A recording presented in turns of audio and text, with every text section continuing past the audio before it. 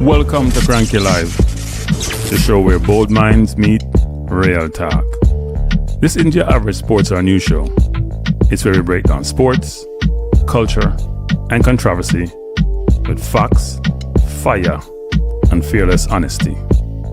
Here, truth cuts through the noise, and hype gets exposed.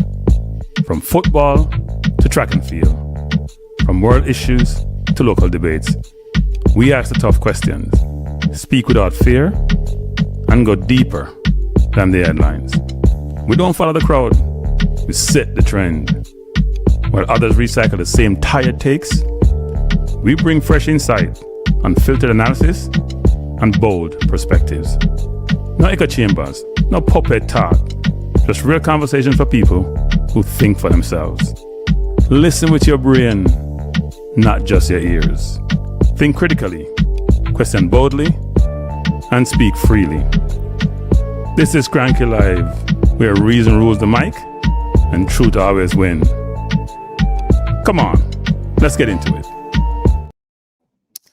Happy Sunday, everybody. Can you hear me? Oh, my thing's not coming through. Testing, test. Yeah, that come true. You guys can hear me? Let me know if you can hear me in YouTube land loud and clear. I would prefer not to see my likes not married to exactly with my people who are watching, because normally people come and go. So I would hope that you would not ignore the question you got at the inception of the program when you first came in, and that you would accordingly just hit that button. Bless up Jack Drummond, bless up Jargon. Jargon's was here early. And Jargon's, I've run into a lot of 40s people last night at the event that we had. Number of 40s people. And I actually made I'm not going to a joke. I was serious, actually, that my school and your school is the best school in the world. Some C-bar people were there, wasn't received kindly. But I explained to them it's not my fault that they didn't go to the right school. They can't blame me. But I did go to Russie's also. My Russie's people, them give me a hard time. So I did go to Russie's also. So I big up my rush on them. Thanks. Glad you can hear me. Bless up, Michael. Mr. Blake, bless up. How are you doing? By the way, people, for those of you who are on the Balance View channel, I'm trying to get that channel to be over 1,000 subscribers. So if you frequent this channel, what happened to my thing? Somebody is messing somebody has clicked on, in my house, has clicked on my screen and I can't see my screen. Let me do this.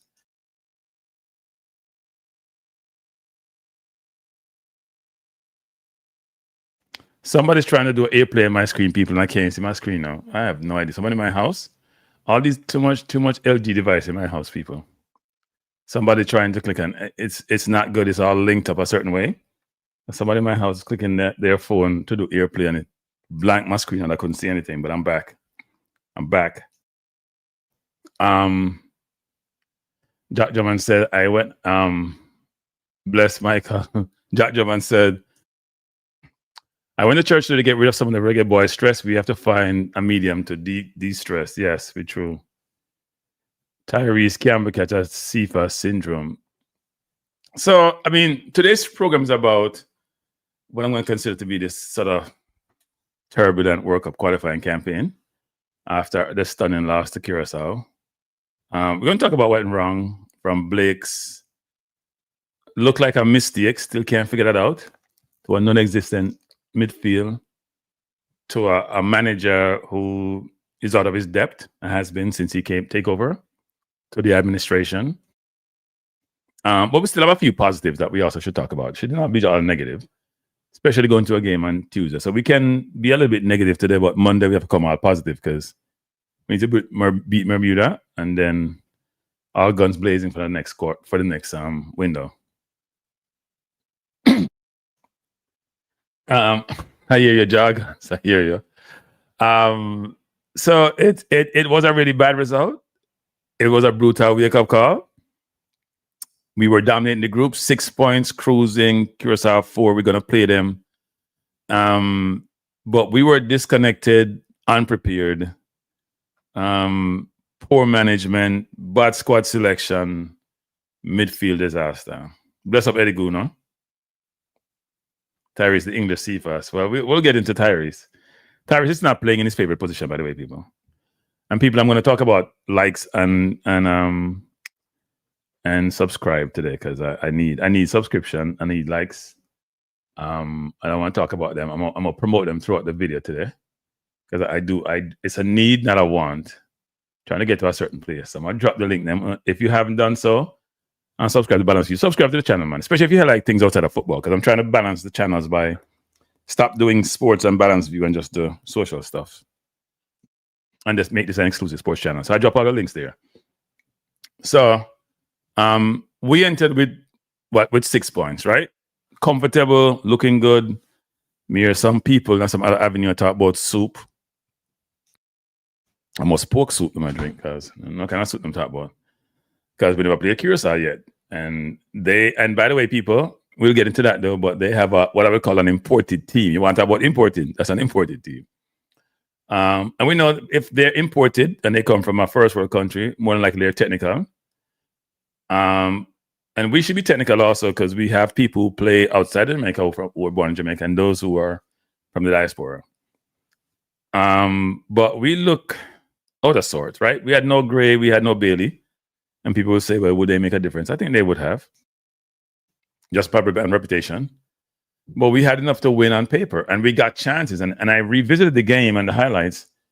And we had many more chances than we probably thought that we did, mainly in the second half. We weren't prepared for the game, and it was showing in the first half. Now, if we just take a step back and say, keys to the game as to what transpired and why we struggled. We started the game extremely, extremely slow, like not at sea. And the pitch didn't help because I know some of the guys struggled on the pitch. But we have talked about this from the inception of this coaching staff taking over the program, which is the coach when he first came in said we're going to play possession football. And a year in, because he took over July 2024, we have no idea what he's doing. We have no system. We have no process. We have no style of play. We're all very close. We just go there and just kick the ball like a scrimmage drop play. You don't see any patterns. You don't see anything. And Curaçao is a well-drilled coach. Well-drilled team, I should say. Again, they have Dick Avatar, who is a known commodity. Blake has saved Jamaica tons of times. We can go back to when Lowe had a dominant performance against Canada in the Nations League, but Blake was also the person who saved us in the first half of that game. And it's interesting where we are now as to what has transpired. So I'm gonna do a couple of things.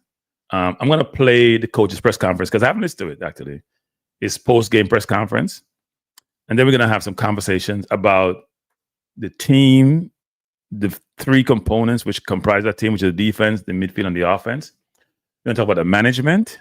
We're going to talk about administration. And we're going to talk about certain specific players who are getting sometimes more grief than others, and maybe deservedly so, and some who should be considered. And we're going to also look at maybe a little bit of stats because stats are important.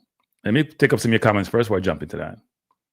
Showa said the coach is archaic and one-track minded. Not about one-track minded, but archaic may not be a bad word. Jargon says, cranky, I figure we watch a game and re-listen some of the takes and perspective from the. Yeah, that's a good thing to do actually, because sometimes we jump to conclusions, sometimes we don't do the assessment with all the information at disposal. And sometimes when you're watching the game initially, you're not seeing certain nuances and things that are occurring. And then subsequently you watch it like that happened. So if you watch all the chances and the goals scored, you can better decipher and then discern what transpired and then figure out how you want to provide your view as to what went wrong or what went well. Uptown said the players do not respect the coach, so they will continue to play selfish. I don't know if they don't respect the coach and play selfish. I think it's just the players play for clubs, right? So they play for their clubs a certain way. It's going to be hard for them to change. And people, as you come into the chat, and I'm doing a more impromptu show nowadays, I would be just sitting down and says, you know what? I was just lying down today, saying, you know what? I'm going to do a show. That's why we don't take me 1.5 an hour to an hour to put it together and jump on. And don't do a ton of pre-planning. I should be able to think deductively and quickly and execute versus taking a long time to go do a ton of research. So that's what I'm doing nowadays. Bless up, Keyshawn. Martin says Trinidad is a better playing team. Yeah, Trinidad is another thing of people. Trinidad is there smiling. They go beat Curaçao. They're in a great position because even if we beat Bermuda, we have 9 points, they have 7. They still need to play Bermuda again. And they still need to play us at home. So they're not in a bad spot.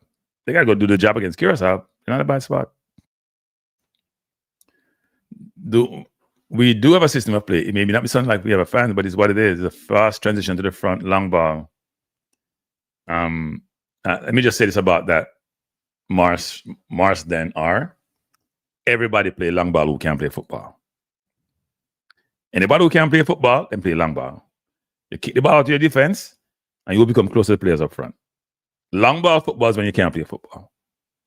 Now, you can counterattack or you can transition quickly from defense to offense, which may require the ball to go quicker. It doesn't mean longer, maybe quicker, but that long ball thing is not no system of style of play. Ban this football. I may be thinking if them can't play football, so I'm just do that because they know them can't keep the ball. Oh no, it's a cranky 50 plus 20 equals 70. What's that pertaining to? Oh no, What the time to start the match when JPL matches start? I don't watch JPL football. So people can watch the program afterwards, but I don't watch JPL football. I'll admit it. So you can beat me. And I was talking to somebody in Jamaica in the media, and they tell me they don't watch JPL football either. Them can't watch it.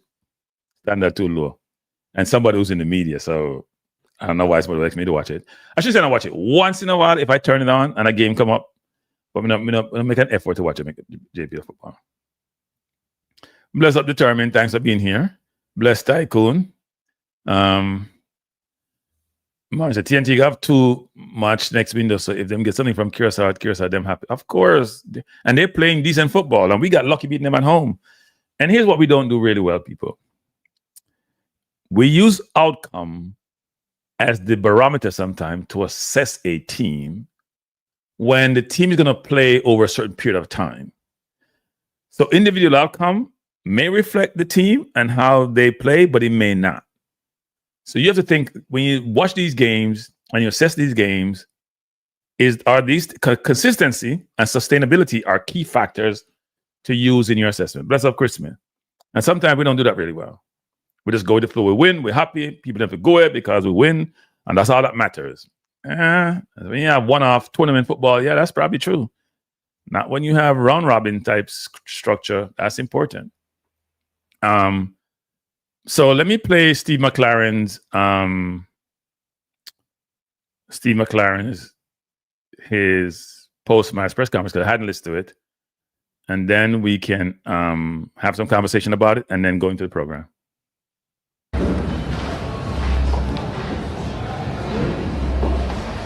Okay, good evening, everybody. Thank you very much for being here. Why is this thing always such a hard to listen to people?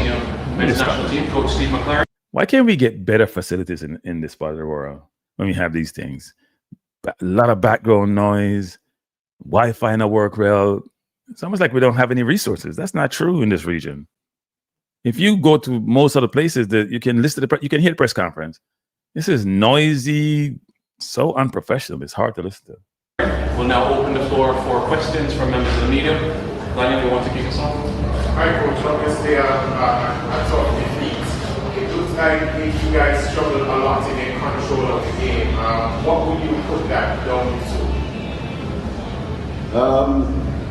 I think we lost the game really in the first 20 minutes. We started strong. We were passive in our duels, so we lost the duels. And we didn't keep the ball, and they started the game better than us. First goal's always going to be important, and they got it. We fought back, we dominated the second half, and made changes, but I think the disallowed goal kind of sums up the game. I don't know how we can disallow that. Richard King was really on an onside position coming through, so it was one of them nights where it looked like we were never going to score, and we didn't. And in shows the importance of the start. Generally we've started the game well. We got the first goal, which is always important. Unfortunately, we didn't get it this time.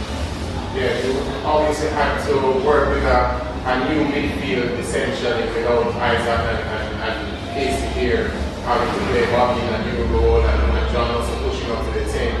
Do you think that had any influence on how the team played in terms of getting that control and dominance in the game? Yeah, we didn't get control, especially in the first 20 minutes in the midfield area, which is their strength. And yeah, Bobby's played there before as a double six against St Vincent. I've seen him play there for his club as well. But we didn't win enough duels in there. All loose balls they won. And once we conceded the first goal, it's difficult. We fought back. We created lots of chances, clear chances. And as I said, the offside goal kind of sums up the evening. Feels like we were never going to score. And I've just said to the players, this group is never going to be easy. This was never going to be an easy game. And we've lost control of the group. We had control, we've lost control. And we've got enough games to play where we can get that control back. But in terms of where we wanted to be now, we're not where we want to be. We wanted to top the group and stay in control. Now we have to make sure we win on Tuesday. And people said to me, well, you win tonight, and you're one-footed. Football is never like that, never. And I didn't expect that. And I said all the way along, even after the first two wins, the qualification, who finishes top, will always go down to the last two games. And so we have to win Tuesday and prepare well for what are the two deciding games to come in November. Coach? Yeah, like this year we do well when we're the front runners, right? But we've seen situations where we fall back and we have to face adversity to finish a tournament, and we haven't done so as of yet. What can we do or say going into the next couple of weeks to make sure that we could face adversity and triumph at the end of this all? I have lots of experience, and I said at the beginning, and all groups will be the same. Always goes to the last two games. No one in any of the groups has the right to go all the way through. We knew this was going to be difficult. If we could have just got a result, and that was a win or a draw, we still controlled the group. We've lost that control. We need to get it right, and we're capable of doing that. I think we have to win on Tuesday, and we have to make sure that we have tough games, Trinidad away and Curaçao at home. So, like I said, it's not going to be easy. It's still not going to be easy. Any other questions? Thank you, Coach.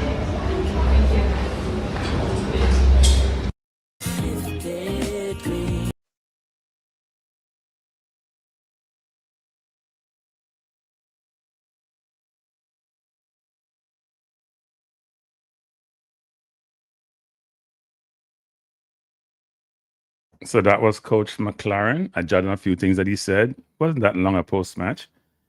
First thing he said, which jumped out, was they won the first 20 minutes because we were passive in our press. And my first question is, whose job it is to motivate the team, to set them up, for them to be aggressive when they first go out? Was it their strategy to sit back and let Curaçao just walk over them? Or was the coach have some responsibility and ensure his team is prepared, they're motivated?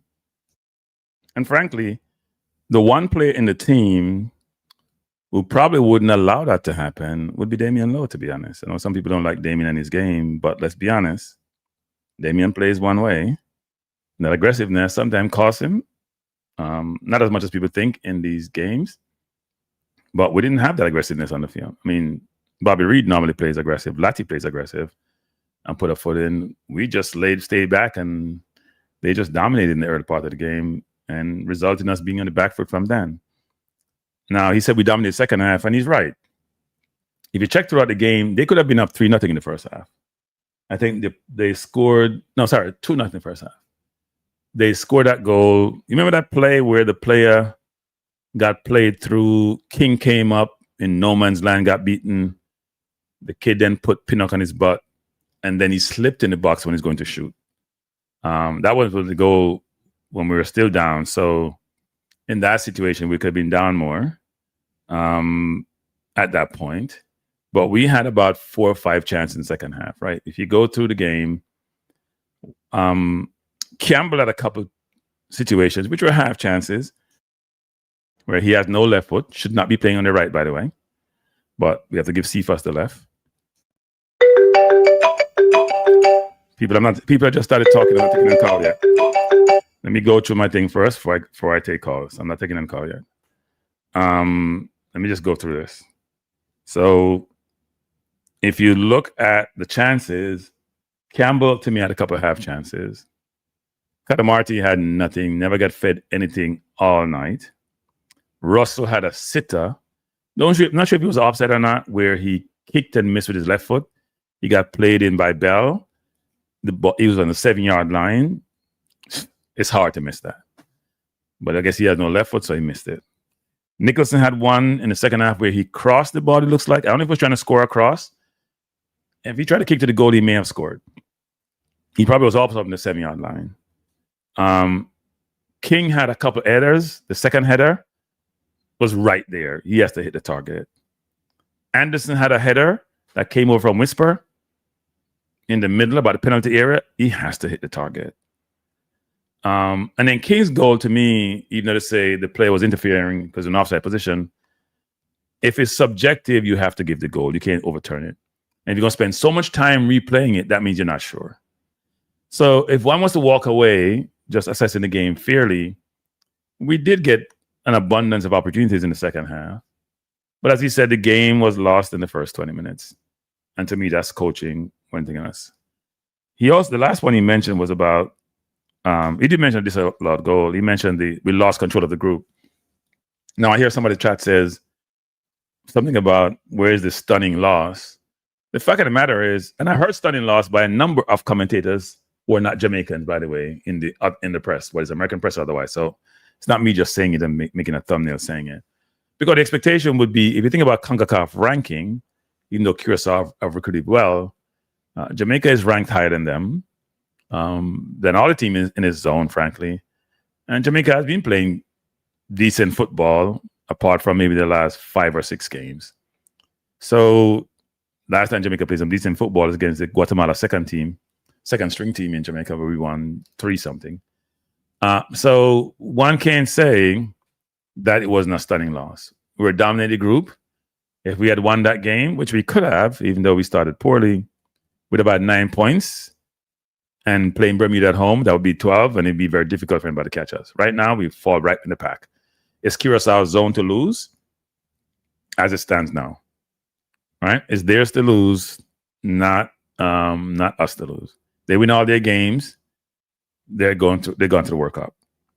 And we got to play Trinidad at home, which is very, very tough, and they're getting better, and they're playing better, and they're better than us at home. Our only saving grace is that we may have some more quality to come in. So that may help us. But if we go through the game, the goal that Blake gave up, I'm still trying to figure out what transpired. The angles you see for the goal doesn't give you a good vantage point to discern or ascertain as to why he didn't dive, or was he shadowed, or was his view blocked? And that's not like Blake, right?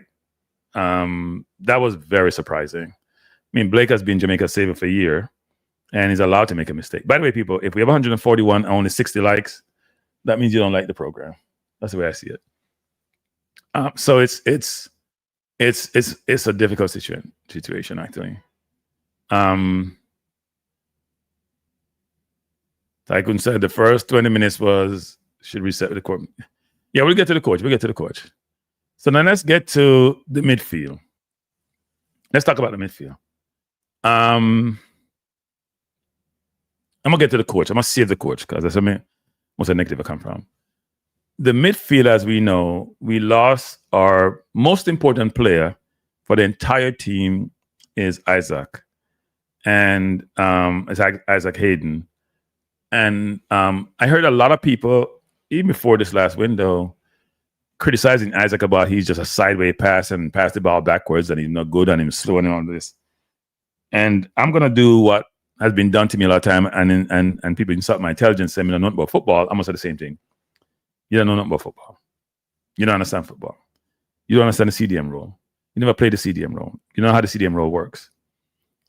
Isaac take a lot of burden off his defense by his desire to go get the ball when they have it, by his ability to read the game, by his spatial awareness, by his ability to progress the ball when it needs to be progressed, knowing when to cool it down, knowing to speed it up, knowing to go long, when to go short. Those of you who say can't flip ball, don't know anything do and blah, blah, blah, you don't know about football. I'm going to tell you that right now. So I know I say people shouldn't say that, but I'm going to tell you that you don't know about football. And Rudolph Speed love to insert I'm going to say this right now. So this is me being reactive. My football intelligence, like to say I'm a YouTuber, not about football. What I know, Rudolph, is that I know how to hire quality. What I know, Rudolph, is that if I was taking football as a vocation, I couldn't do any worse than you're doing. Seriously. So I'm going to call you out, because you called me out the other night and insult me, because I would be self-deprecating and say, I don't know about football, as a way of seeing your response, and you just take that bait. And I look at it and laugh. I would never have hired Steve McClaren in 100 years. I'm going to show you guys why, actually, as we go through this program. But that's not about me and Rudolph. It's about the football team.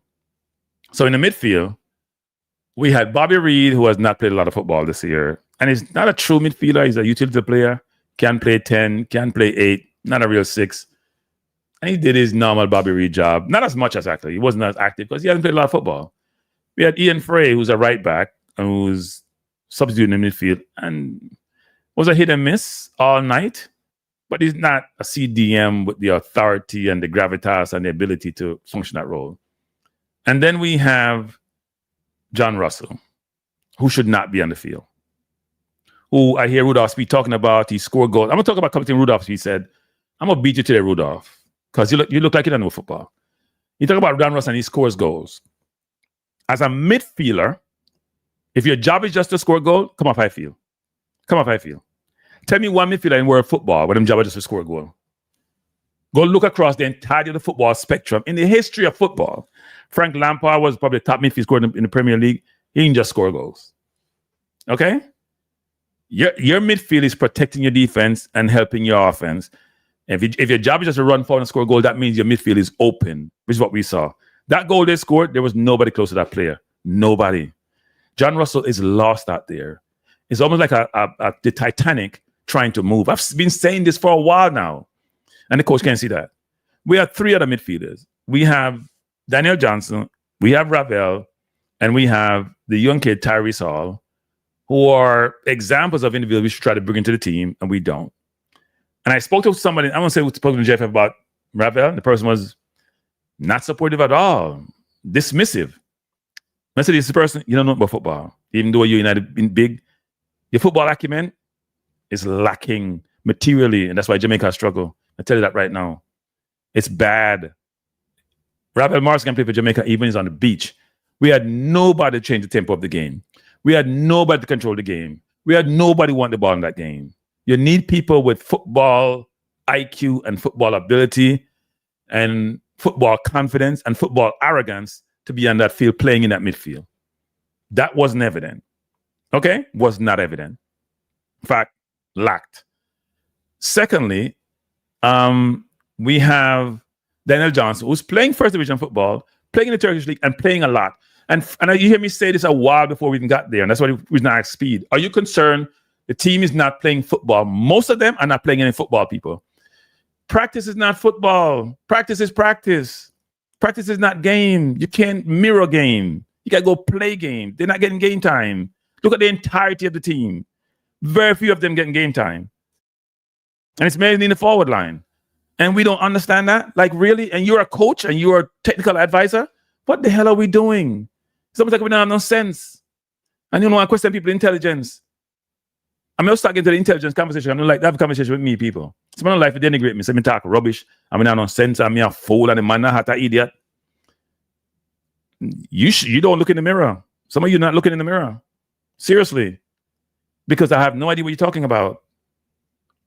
You know, the Russell situation is not okay. Big Advocate made 2 changes at halftime. I think he made one or two changes at halftime. He was winning. His wingers were playing okay. And he still made a change, and the winger he brought in scored one of the goals. We're the ones struggling. John Russell is out there taking up space. Oh, he can score a goal. He maybe can score a goal. And they should leave him out there. He's not adding value. He's not adding value. Isn't that obvious? You're a midfielder. And I mean, people can talk about scoring a goal. They're not talking about you making a pass. They're not talking about you splitting the lines. They're not talking about your running and your stamina. They're not talking about spatial awareness. They're not talking about your movement. They're not talking about assists. All they're talking about you score a goal here and there. And that gives you a chance to be playing. I hate to pick on individual players, but I'll pick on a couple of them tonight or this evening. That's one player that should not be in the midfield. Tyrese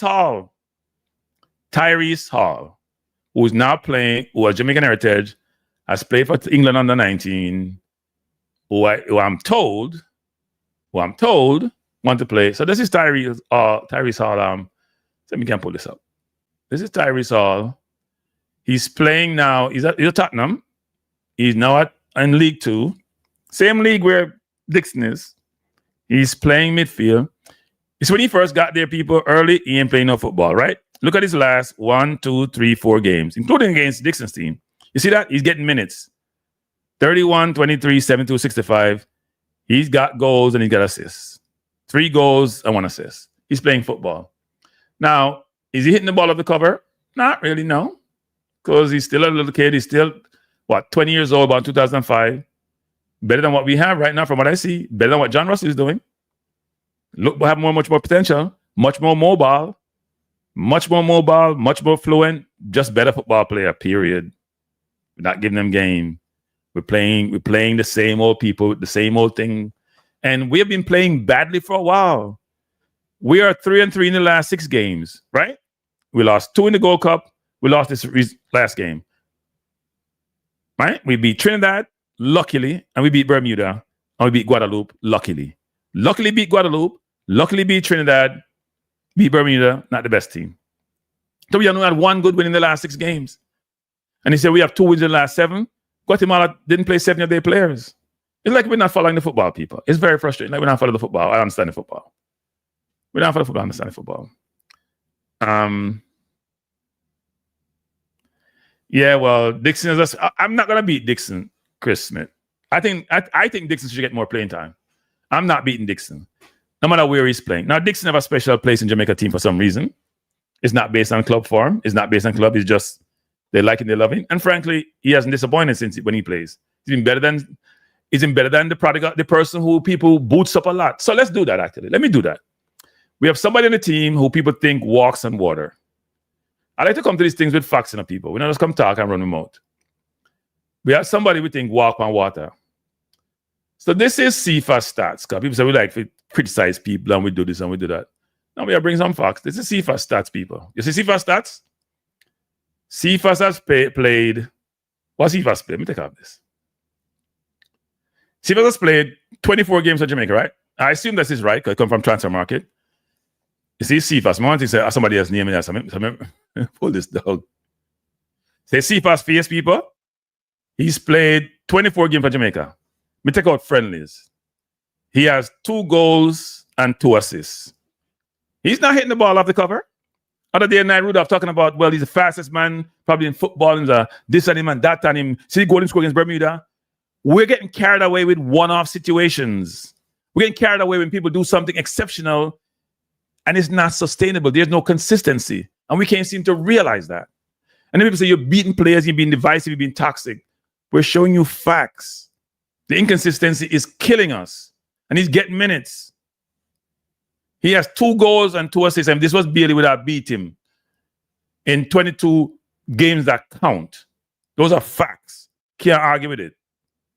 And no fun one run off for the mouth and talk nonsense, not fight the man and not fight him because I'm local, because I'm no overseas and that, no bunch of nonsense. Not that we use facts. Productivity is important. We force Campbell to play right wing because Cephas has to play left wing. I'm not saying Campbell hit the ball off the cover, because Campbell make a lot of bad decisions the other night. People say he has a Cephas disease. I don't know what he caught, but he's on the people. Where you play matters. Look at Madueke for Arsenal. He came into backup Saka. Saka was out, brilliant on the right, even though he had no goal and assist, but he looked good. Put him on the left, him look class. Where you play matters in today's football. You can't cut him when I cut him in the left foot, I'm trying to shoot him left foot, him can't shoot him left foot. Doesn't have a left foot to shoot with. And if we look at this team that we have up here, this is the latest team. Let me show you something. Always strange people. We had Isaac out and Casey Palmer out. So we had 1, 2, 3, 4. We had 5 midfielders. Josh Anglin to me wouldn't be a regular player. And we bring in Josh Anglin versus a Tyrese Hall versus a Daniel Johnson versus a Ravel, right? Bobby Reed is not to me a true midfielder is going to do things. John Russell is out of form. What do you mean? And K. Robinson get minutes here and there. Where is the regular midfield at? Don't we need more midfielders? We have about 8 forwards out there. And here's what's interesting. Here's what's interesting, people. Rudolph Priest said him bringing Seymour Reed, and part of the objective may have been to cap him. Seymour Reed was not even in the squad. They called they called Whisper later, and Whisper was in the squad and played.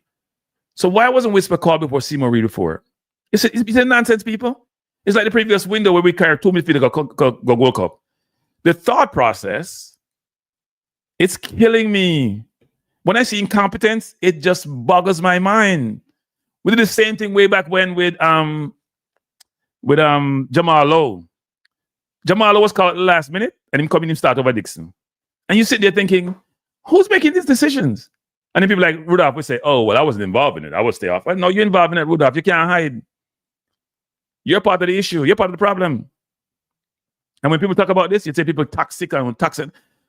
Then you got to critique with facts. You got to critique with evidence, right? You got to critique with empirical evidence, substantiate what you're saying. And I try to do that. And don't come here and just run my mouth without showing the facts. Now, this was, I'm going to play something. We made a bad hire. Say, keep up my age. I said this at the beginning, right? So think about the game. No tactical identity. Every match feel like an experiment, people. Reactive substitutions. Always chasing the game, never controlling the game. Like, why is Jonathan Russell on the field after halftime? What was he doing? Poor scouting and selection. Don't pick the best squad sometimes, given availability. And keep picking defenders and attackers over midfielders. Kills me. Disconnected leadership. When I manage team from afar, if you can manage players from outside the main windows using Y Scout. McClaren is treating Jamaica like it's a consultancy project, not a national mission. You can't inspire player through Y Scout, McClaren. You just start go game the other day. That's what you used to go game. You have to be there to fight to get there. And the best chance Jamaica have to get the World Cup is going on the window. Let's be real, people. McClaren was an extremely lazy hire. It was more about his resume, which to me have a lot of bad things in it, than a strategic fit. No long-term vision, no development for the football. We're constantly recycling coaches. We fired the good one, them. We hired the poor one, the bad one, them. Keep the bad one, them. I said he should have been fired after the Gold Cup. Can't fire him. No, we too late in the cycle. What is he doing not to be fired? The selection process lacks transparency. As I just showed with Whisper and Seymour Reed. And people say, well, you criticize Seymour Reed. The kid is 17. He got time. He was born in Jamaica. Lived there at 9. You needed midfielders. You don't need to call no more forward. I didn't want Whisper to come because I thought Whisper just coming back from the injury was too early in that team's environment. But Whisper looked really good. Jamaica want a quick fix and fancy name after them get dumped by Al Grimson. And it hasn't worked. Hasn't worked. Now, you may say, Cranky, you guys will get carried away. We haven't lost it. We have still have a chance. It's about the process. It's not about the individual situation. Even made World Cup, I'll be still saying the same thing. And now people say, well, it's about the outcome. I don't know if it's just about the outcome. I keep telling you, it's a process. You got to make sure the process works to make it be sustainable. We had a few bright spots in the game. I don't think Jamaica didn't give up in the game, and I was very pleased with Nicholson and his leadership when he came on, pushing to make sure, you know what, try score, even the last minute. Right? We could have scored the game in the second half, so it was a good thing. I thought, people criticize Campbell, but Campbell and Dexter were the ones, if you look at, no, you suffer score as an example, but Campbell never get a bad game. I think Campbell and Cephas are the one high score and Sofa score. Don't ask me how Cephas get high score, people. Because sometimes Sofa score just use the numbers and the calculation algorithm versus not seeing the game. So, but Campbell was much more involved than he normally is. Dixon came on and showed quality. I thought Whisper, who hasn't played a ton of football and beyond for a long-term injury, showed a lot of quality. Those players probably warrant more playing time. And also Nicholson, even though he missed a sitter, played decent. So the problem is not just the coach, but more on play something, people. Because if you are gonna make a coaching decision and people say cranky a revisionist history, me have to go back to the revisionist history. I'm sorry. But me can pull up somebody play. Okay, if you are coach, if you are administrator, you're supposed to know them thing. Supposed to know them thing. Me say me can play this.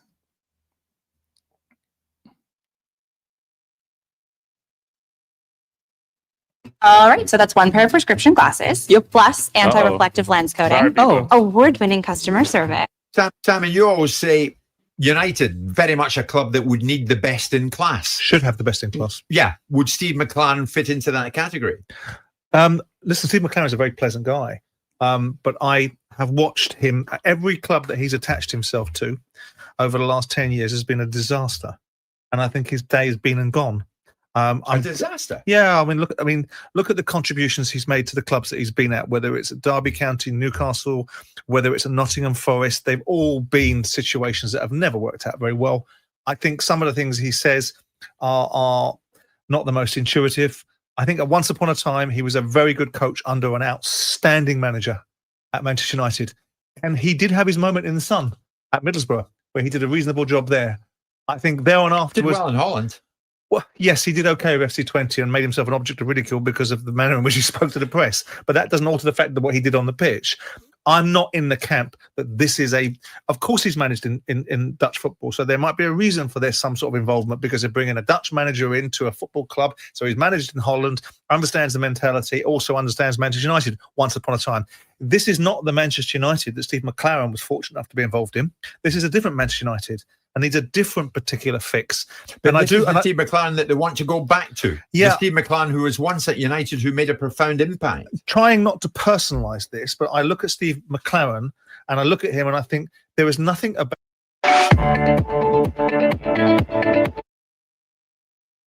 All right, that's Simon Jordan, who can be harsh in his criticism. But what he said is you hear what he said. I don't have to articulate and explain it any further. Hear what he said about Steve McClaren. That's his perspective. By the way, that was before Steve McClaren went to Man United with Ten Hag. We hired him after that, by the way. Just want to say that. We hired him after that. I hear he was going to be a great hire. Man got big resume. He's got a long resume. Got a UEFA Pro license. Probably should turn it back in. He's done nothing from his being here to suggest to me he should have been a coach. Now, Rudolph, you own this. You hired him. You want him on a committee, you hired him. And frankly, here's where I get myself in trouble. Rudolph didn't play no portion of football, people. Rudolph didn't play no pattern of football. And play kick and run football. And when they go meet people who have some ability, that doesn't work. Right? When they go meet teams that have ability, like they meet Cincinnati or they meet Miami, they out of their depth. They're out of their depth. They can't lead they haven't scored a goal outside the Caribbean. So those can't be my example. And if you're going to hire a coach, it has to be a coach on an upward trajectory. It can't be a coach who had a track record years ago. And as Simon said, which is before the Man U situation with Ten Hag, shows us 12, 13 years ago, he hasn't done anything. So why are you hiring him? Why are you hiring him? Crazy. But anyway, very disappointing. Very, very disappointing. It is frustrating to see where we are. Now, I would agree international football, a lot of coaching does not occur. It's about management, it's about organization, building team chemistry, understanding what you have, picking the right team, set them up the right way. He doesn't have any of that. He came talking about you want to play possession football, and then he stopped talking about it because I don't think you know what that means. He's an old, archaic, dated coach. Sorry. He is. And it shows. Can you hire a coach that is truth to truth? You like talking or truth to truth? You like talk. A lot of people hire a coach. You like talk truth to truth, but then you're not coming with nothing substantive. So I'm gonna leave you alone. Cover this pick, you can run football and get some like a young youth who fit and kick the ball up the field and go get to them. Here's another thing too. Rudolph Speed said this, which I found interesting. He said the other night on Ballpree, and bless up Ballpree and Ballpree's program. He said Ballpree did a good job of talking to. At least Ballpree got Rudolph to come on. Rudolph said not come up on YouTube, so he got him to come on. More power to Ballpree. He said that Curaçao, because Chung is injured, all 11 players were born outside of Curaçao. I noticed the game was sold out. That 60,000 people in Curaçao will be the country with 3 million people. It's in track and field people like Jamaica versus US. I wonder if they're there whining this morning or yesterday about that they have no local players on the team and losing their mind. Are they celebrating a chance to go to the World Cup? I wonder if they have this xenophobia and this anti-diaspora sentiment to say we shouldn't go try to get the best players. I wonder if Dick Advocat, who they brought in from Holland, who has a great reputation, I wonder if he's being helped by the administration to bring in and naturalize players. I wonder how that works. I'm just curious. I wonder if Cape Verde is people are killing themselves, or 600,000 population on the verge of making the World Cup. If they win their next game, where almost all their players come to diaspora, I wonder if they're losing their mind. I wonder if Morocco is losing their mind when they made the World Cup semifinals with about 9 overseas-born players. I wonder how that works. I'm just trying to figure out how that works when it comes to leveraging talent that you have at your disposal to help you achieve a given objective. I'm just struggling with that. I'm struggling with that. And just want to put local players in your team or have some people like LCM denigrating, belittling, disparaging, tell people for go away. So it can satisfy the narrative and satisfy him the audience. I wonder how that works. I wonder how that works. Because for most people, and you can see that in the US, you can analogize that to what's happening in the US with immigration, where technology firms don't have enough resources here, technical ability, so they go to like India to hire people, and the US trying to close it down. You'll see what will happen, right? Where that talent will go someplace else. And you won't achieve your goal of being number one or getting to any tournaments or doing well you want to do. Because most people try to source capital, intellectual capital, or source ability wherever they can find it, however they can find it, if that capital is going to help them achieve their goal. I don't know why it's so difficult for some people. Yeah, no, I know, Chris. I mean, Rudolph said it the other day. Speed said it. So it's not new. And you hear me and him argue in these forums a lot of times about that, right? And I just said, the problem is we're recruiting League One players. We had 8 players from the diaspora starting, but they are poor quality. We're recruiting League One players. I don't think that's it. I don't think we spend enough time recruiting players the right way. And what 8 players we had? Oh, because Frey is diaspora, actually. So, yeah, I mean, Bobby Reed played Premier League. Pinnock played Premier League. Campbell is playing Championship. I think you got to get your numbers right, Nitro. Cephas is locally born. So is King. So is the goalkeeper. Frey plays MLS. I don't think they're all League One, Nitro. When you say all League One, how many are you talking about? That makes no sense. Look, I think we can get better. Look, I can tell you this. When we were trying to recruit players for the under-20 team that got 15-0 in 3 games, I had 14 people on the list. All got passports at all the top clubs, academies, Tottenham, Arsenal, Man U, who were not brought in. That's why they fired John Wall. We don't want to revisit history, people, because we're not going to say we're talking about World Cup now. But it's a fact. If you get them people going to play for you, they may transition to the national team. They may not go play for their home country. I had 2 kids who I spoke to their parents who've been trying to get passport, and we're not trying to help them get passport. Come on. This is not rocket science. We're not going to go back to revisiting history, but it's fact. All right, people, me take calls now. I'm not staying on too long. Come on, for vent and get vexed. But we got to think forward about the next games and the qualifiers. I think we need some better players. We need to fix the midfield. If we're not going to the World Cup, we need to fix the midfield. The midfield is not good enough. It's just not.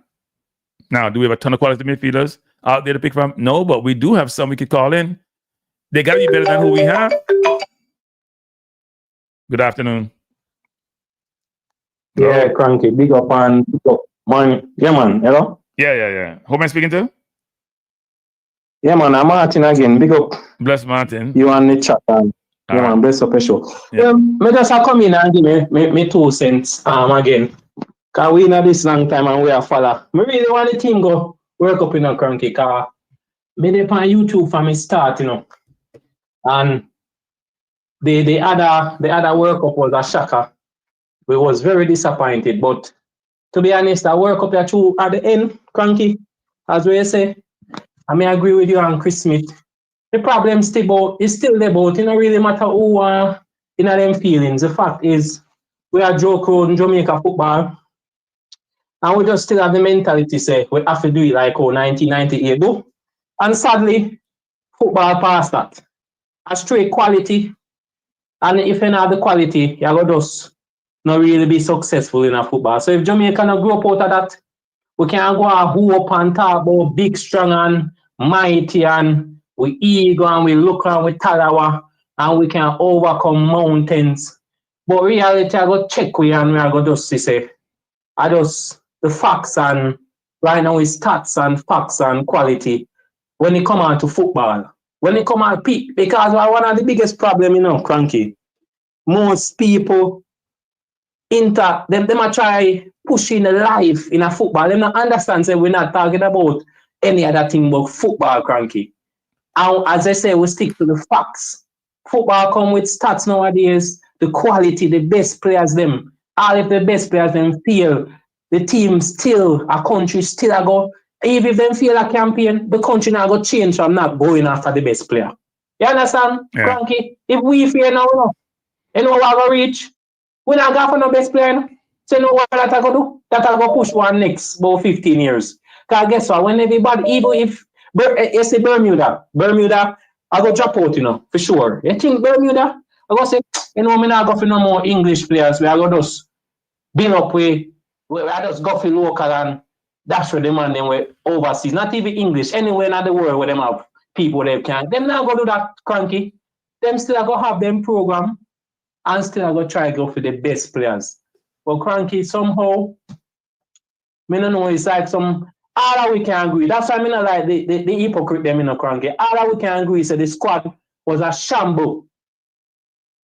And when he picked the squad, we can agree with that. It's like the same feeling when we in a Gold Cup and we cuss about the squad, and then when we go in a Gold Cup, we expect things to be better. That's why it confused me. Me not stunned, Cranky. Me understand. Me see most people, me not stunned, you know, and me not surprised. The only difference with me, you know, me I set my expectation because me see say things don't really change. Me still see say it's like a itch and thing and a push a man this and a drop a man this. So what the difference with this campaign to me and the last campaign we go on where I you feel like heartbroken. Because last campaign me heartbroken. Me set my mind say if Jamaica not change and the other team them improve, Cranky. If I ask some of them people in the chat if them ever watch soon and without watching the Gold Cup qualifier, without watching them in the match last match where them play with, they will tell us them never watch a team yet. Or yet Jamaica will go give them 5. So you have people who not even watch the football and give opinion and then they say respect opinion. Me really not believe in this opinion thing. You know? Me rather facts over opinion, you know. Alright, a man have him opinion, but when I see facts, me not fight against facts. Cranky, you see me?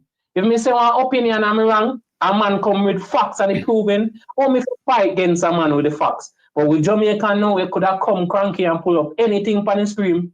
Them are going to tell us that this player is the greatest over this player. And then them are going to come in with the stupidness about local ban and overseas ban. Yeah, how long the youths them need a future. The youths them need an opportunity. So just boss every youth. And it got to overseas too, because me see say coach have some overseas bias. So for sure, some in a bias, Cranky, have some overseas diaspora pick bias. Because Ford should be in the team. DJ we are play much minutes. If DJ in our team, DJ would have been the fittest midfielder would have cranky. Wrong or right? True. Probably. Given how if DJ looking at the team, he would have the most minutes and he might be the most fit. So the coach have some bias coming out, be no hypocrite. He have some bias diaspora pick and some bias local pick, and that are gonna mash up Jamaica. You look, he's a Bermuda in the group. Come here, tell you, if he was like a Cuba or a Dominica in this group with Cranky, you think I know people that bad? You think that they know, but we show for 6 points from Bermuda or the other team them in it to make it was like a DR qualify or a Cuba qualify. Would that be a big problem?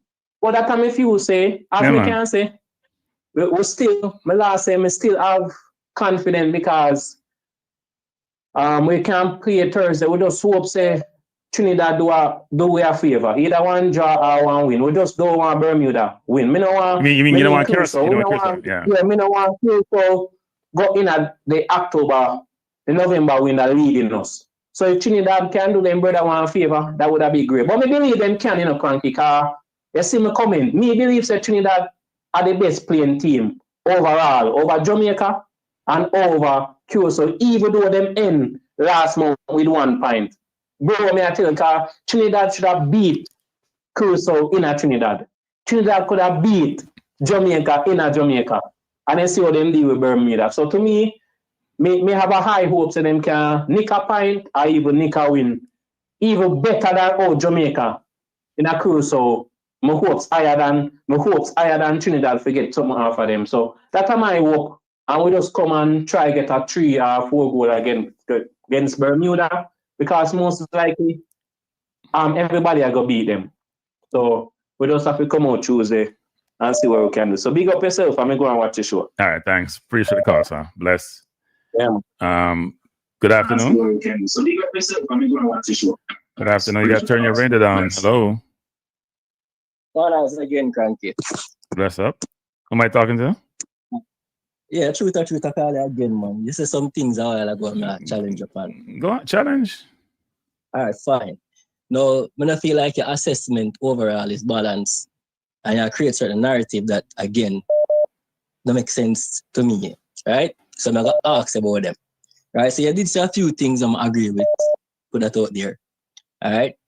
So first thing I want to point out what I do, right? I want to see I do. You say Seymour Reid basically shouldn't be in our team, then should bring a whisper. And then I didn't say that. That's not what I said. That's not what I said. You said they wait, hold up. No, you hold up. If you're gonna quote me or paraphrase me, do it correctly. All right, no problem. What you are alluding to is that Whisper should have been there, or why the coach bring in Seymour Reid and then bring in Whisper and play Whisper. No, that's not a fair comparison if you ask me. Reason being, they play 2 different positions. I'm see Jamaican people do this all the time. They compare players that play different positions and come at team to play different roles and compare them. That's silly. Whisper come in, replace Gray, who plays on the wing. So if Gray did that, Whisper would not be there. Right? So to do that comparison, that's it well with me, right? That is a narrative I try to create. All right? And then do that with the midfield again, too, you know. No. Wait. You're done with that? You're done with that? Give me a chance to respond. All right, respond to that. So we have Kadamarti playing center forward. We also have Nicholson playing center forward. Do we need 3 center forwards? How much CDM do we have? Do we have 3 CDMs? Do we need 3 center forwards? Does Sivas play center forward? Can Sivas play center forward? Play center forward in the US in the Nations League. Do we need 3 center forwards? All right, so that's the thing. See this again. We brought 4 wingers, right? Let me show you again. So we had this again, right? So by the way, Bobby Reed plays wing sometimes. Plays everywhere. But keep going. Right, and you have utility players that can play multiple positions. This is what I'm not trying to show all the time, right? So there was a balance to the team. Remember, a coach is picking a team based on a balance, right? So not this team. You had 5 midfielders. What? You had 5 midfielders. It can't be balanced. You had 8 forwards and 5 midfielders. It can't be balanced. You have 8 defenders, 8 forwards and 5. It can't be, but that's not balanced. But keep going. No. Keep going. Just a 5 midfield. All right, just a 5 midfielders. It was 5 midfielders. Count them. You want me to put them up for you? Well, See them up on the screen. See them up on the screen. How much midfielders did we have? But that's not up on the screen. It's on the screen. Well, it's gonna come up slow. I put it up, but it's not there yet. It's coming up. I mean, it's on the screen. How much midfielders is that? McClaren's table player. Yeah, for this game we're talking about, the Curaçao game. How many midfielders do we have? Well, there was 5 because 2 of them never available for this game. Exactly. So they couldn't play. So we only had 5 midfielders. I'm correct. Wait. I'm correct, right? Am I correct? Am I correct? If I want to say 5, am I correct? Am I correct? Sure, 5. Yes, you're correct. Okay, fine. Keep going. The fact that it's 5, you're correct. Okay. But that was not unbalanced nonetheless. It's just the same, right? So we had a chance to bring in a midfielder. We bring that forward instead of a midfielder. And Bobby Reed can play a wing. No. They know that. Cranky. They'll do it again. They already know that 2 of them not gonna be available for that game. Okay. Them didn't know that already. They don't bring in nobody for nobody. Okay. They never do that, right? So don't say that then. They did not do that, right? What do you mean? They brought in Whisper for Gray. What are you talking about? Well, no. You said mid crankies. Follow the argument, no? We're talking about midfielders right there. You said them basically should bring in a midfielder. A midfielder instead of a forward. Yes, that's what I'm saying. Yes, because Bobby Reed can play a wing. That's where thought come in. You guys don't think about. No, but Bobby Reed can play midfield too. We know, but we only had 5 midfielders. We need another midfielder. We need another forward. There's a big difference. I'm not going to disagree with you on midfield well, because I do agree, say yo, the midfield pan a level weak. Not in numbers, but weak. To them, there's not much quality in our midfield. We can't all agree. And by the way, before you go further, K. Ryan playing a pushing a football. John Russell playing a pushing a football. Ian Frey is injury prone, given his 2 ACL injury. Where's the midfield? That's where you need strength. Where's the midfield? I keep saying that you're going to challenge me and say, I'm giving false narrative. Wait. See, I'm giving false narrative. Maybe you're the one not thinking how you should be thinking. You think that the coaching staff. No. That's not what I'm doing. What I'm trying to do is not point out what you say to make a narrative. We all can agree. So the midfield. All right. So if I'm have to decide from day one, I would bring in DJ in the midfield. Naturally. That's not what I try to reason with you, you know. Okay. Right. So I'm not saying no to that, right? But I'm saying your narrative of trying to say, why bring Seymour Reed when you have Whisper? Them play 2 different roles. Okay. That's what I'm trying to say. And you hang on to that to make your point. I mean, I said that is not a fair assessment in my view. The next thing again that I never agree with you on, right? Mm-hmm. I talk about the coach. All right, we know that McClaren is not the greatest coach out there. All right, we never willingly go out to seek a coach because we never want a coach will have the coach decided to say my cut. All right, and he did that, which means that we had to do it. There wasn't any other option. It put out there that we're seeking coach. We can only. By the way, truth. I forgot this. You know, Burrell is a striker, right? Yeah. Wait. Back up. Wait, before you go, back up. So we brought 4 strikers in the first place, right? But Burrell also can play cam. Wait. Burrell can play with cam.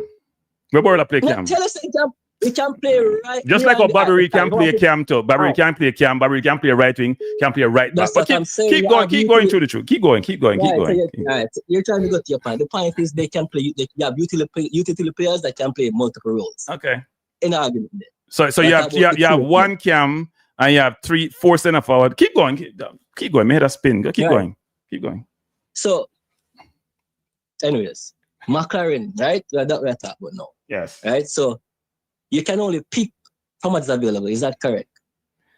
The man say he had like 20-something people. Hey, wait. First of all, you're going on a rabbit hole here, you know, because I had this. Wait. No, I'm explaining. No, yes, I know. No. You can pick. You gotta be very concerned about what available mean, you know. Because in people on the contract, you can pursue them, you know. Those who applied. No, you don't. No. So you haven't been in that environment recruiting people. You don't only also go to those who applied. Wait. Listen, no. You listen. You now listen. You haven't been in these roles to do that. You now listen. You don't only go to people who apply. You may even go to people who have their contract in place. You think Hodgson was free when Ireland pursued him? You think he was free when Ireland pursued him? No. You listen. What? You're not listening now. You're not listening, or you're not thinking. I said to you again.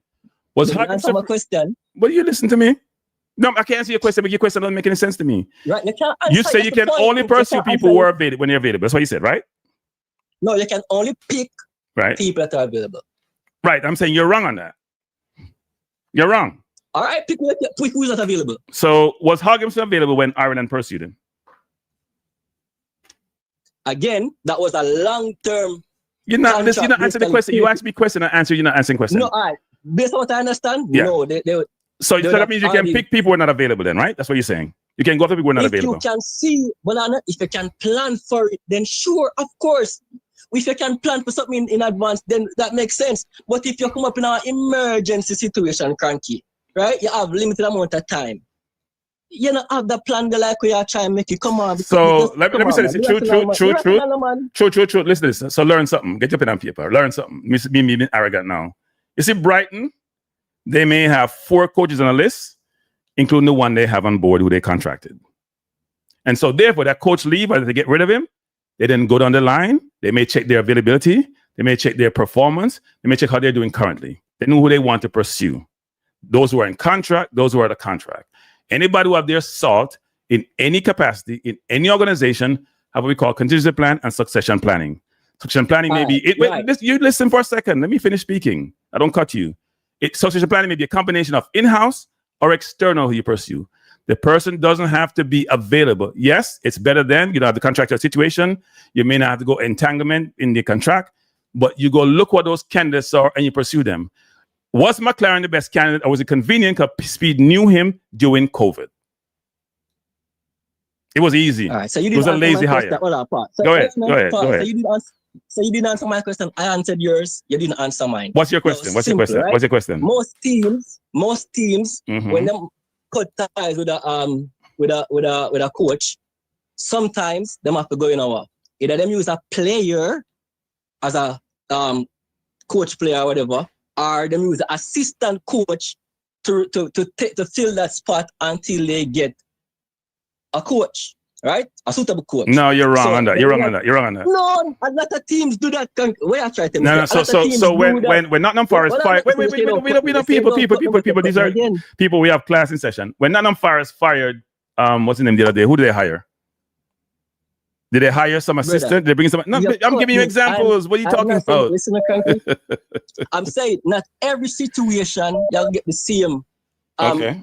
Basically, you're not going to play the same way. Okay. Of course, if you get enough time to plan for it, sure, nothing wrong with that. Okay. Enough teams have assistant coaches can fill the gap if the coach step down. Right. Them things happen. People can't get enough cranky. You go like say your life is predictable. You know what's funny? True. You know what some people said? Rudolph Speed said he knew. Rudolph Speed said he knew the coach was going to leave. Didn't he say that in public domain? Didn't he say that? Didn't he say he knew the coach was going to leave? Did he know when he was going to leave? He said he knew he was going to leave before he left. No, actually, did he know when he was going to leave? I don't know. When doesn't matter. If I know you're going to leave the job, then you try to find somebody to replace the person, then you're going to leave? You don't do that? Yeah, but it was when did the coach decide that he was going to leave? We don't know. He decided a long time ago. No. First of all. The coach left in what? About June, right after Copa. The coach was interviewing with Ireland from the previous year. And that's why they delayed. That's why Ireland delayed go get a coach. Why wasn't Ireland pressing and go get a coach? They waited 6 months for the coach to them him come out them contract, didn't they? So your argument and narrative about you have to wait or you had in emergency situation wasn't Ireland emergency situation. They had no coach. I never said you have to. Why true? That's gone well for you so far enough. But keep going. That's gone well so far. You're not giving a chance to explain. Go on, explain. Shut up, people. All right, fine, right? Because they cannot have a one cut, one fit for every situation. That is madness, first and foremost, right? Yeah. Me and you don't know when the coach make Speed them know say him a left. We don't know that. So I had no speculation. Okay. Right? When I depend that with you. Right? What me simply say is, right? Based on whenever Speed know this and start seek a coach, what was available then. No, I could say, of course, maybe them shouldn't put whatever their name, when a coach, assistant coach here again, came Maran Garden. Maybe them should have Maran Garden there. Because we never want him there in the first place, have been assistant. Right? They should have a real assistant there that could have stepped up if the coach decided to cut. But them take a part there. We can't change that, it already happened. What me I simply say is whatever happened in that time period, there is what the instinct is to get a next coach. Right? And what they did, they started recruiting for a coach in a short time, a very short time. Remember vividly the time period, right? Now, I ask you again, based on the coaches that were available, who would you pick? We have no idea who was available. And wait, go further. You heard Simon John. You heard Simon John's comment. That was before Steve McClaren went to Man U. Bro. Wait, listen. True. Why won't you listen? No. Don't get me upset. True. Why don't you listen? Why don't you take a time and listen? I listen to you, right? Okay, don't answer questions. Show some respect, and you also listen. Let's not cut you off. Listen, because you gave you a chance to talk. You don't want to listen. Now, here's the point. You heard Simon Jordan, who's a well-respected voice in the British media, saying the man has been useless for the last 10 years. Before he got hired at Man U, that's before Jamaica's job. Ten Hag got fired. That means they were unsuccessful at Man U. You asking me who's available. I'm not in that environment to know every single coach that's available out there to then figure it out. That's what you do when you're in a job. You go get an inventory of coaches and then make a decision about who's available. You're asking me and saying, well, you tell me who's available. We don't know it, but you don't know who's available. Did you know who was available? Well, I saw a list. That's the list that they came up with. Did they do a really good inventory of this? They hired the convenient coach who he worked with during COVID. That's a convenient list. You know how they hired Hank Grimson? I won't even go into that. They don't do the best survey of getting coaches.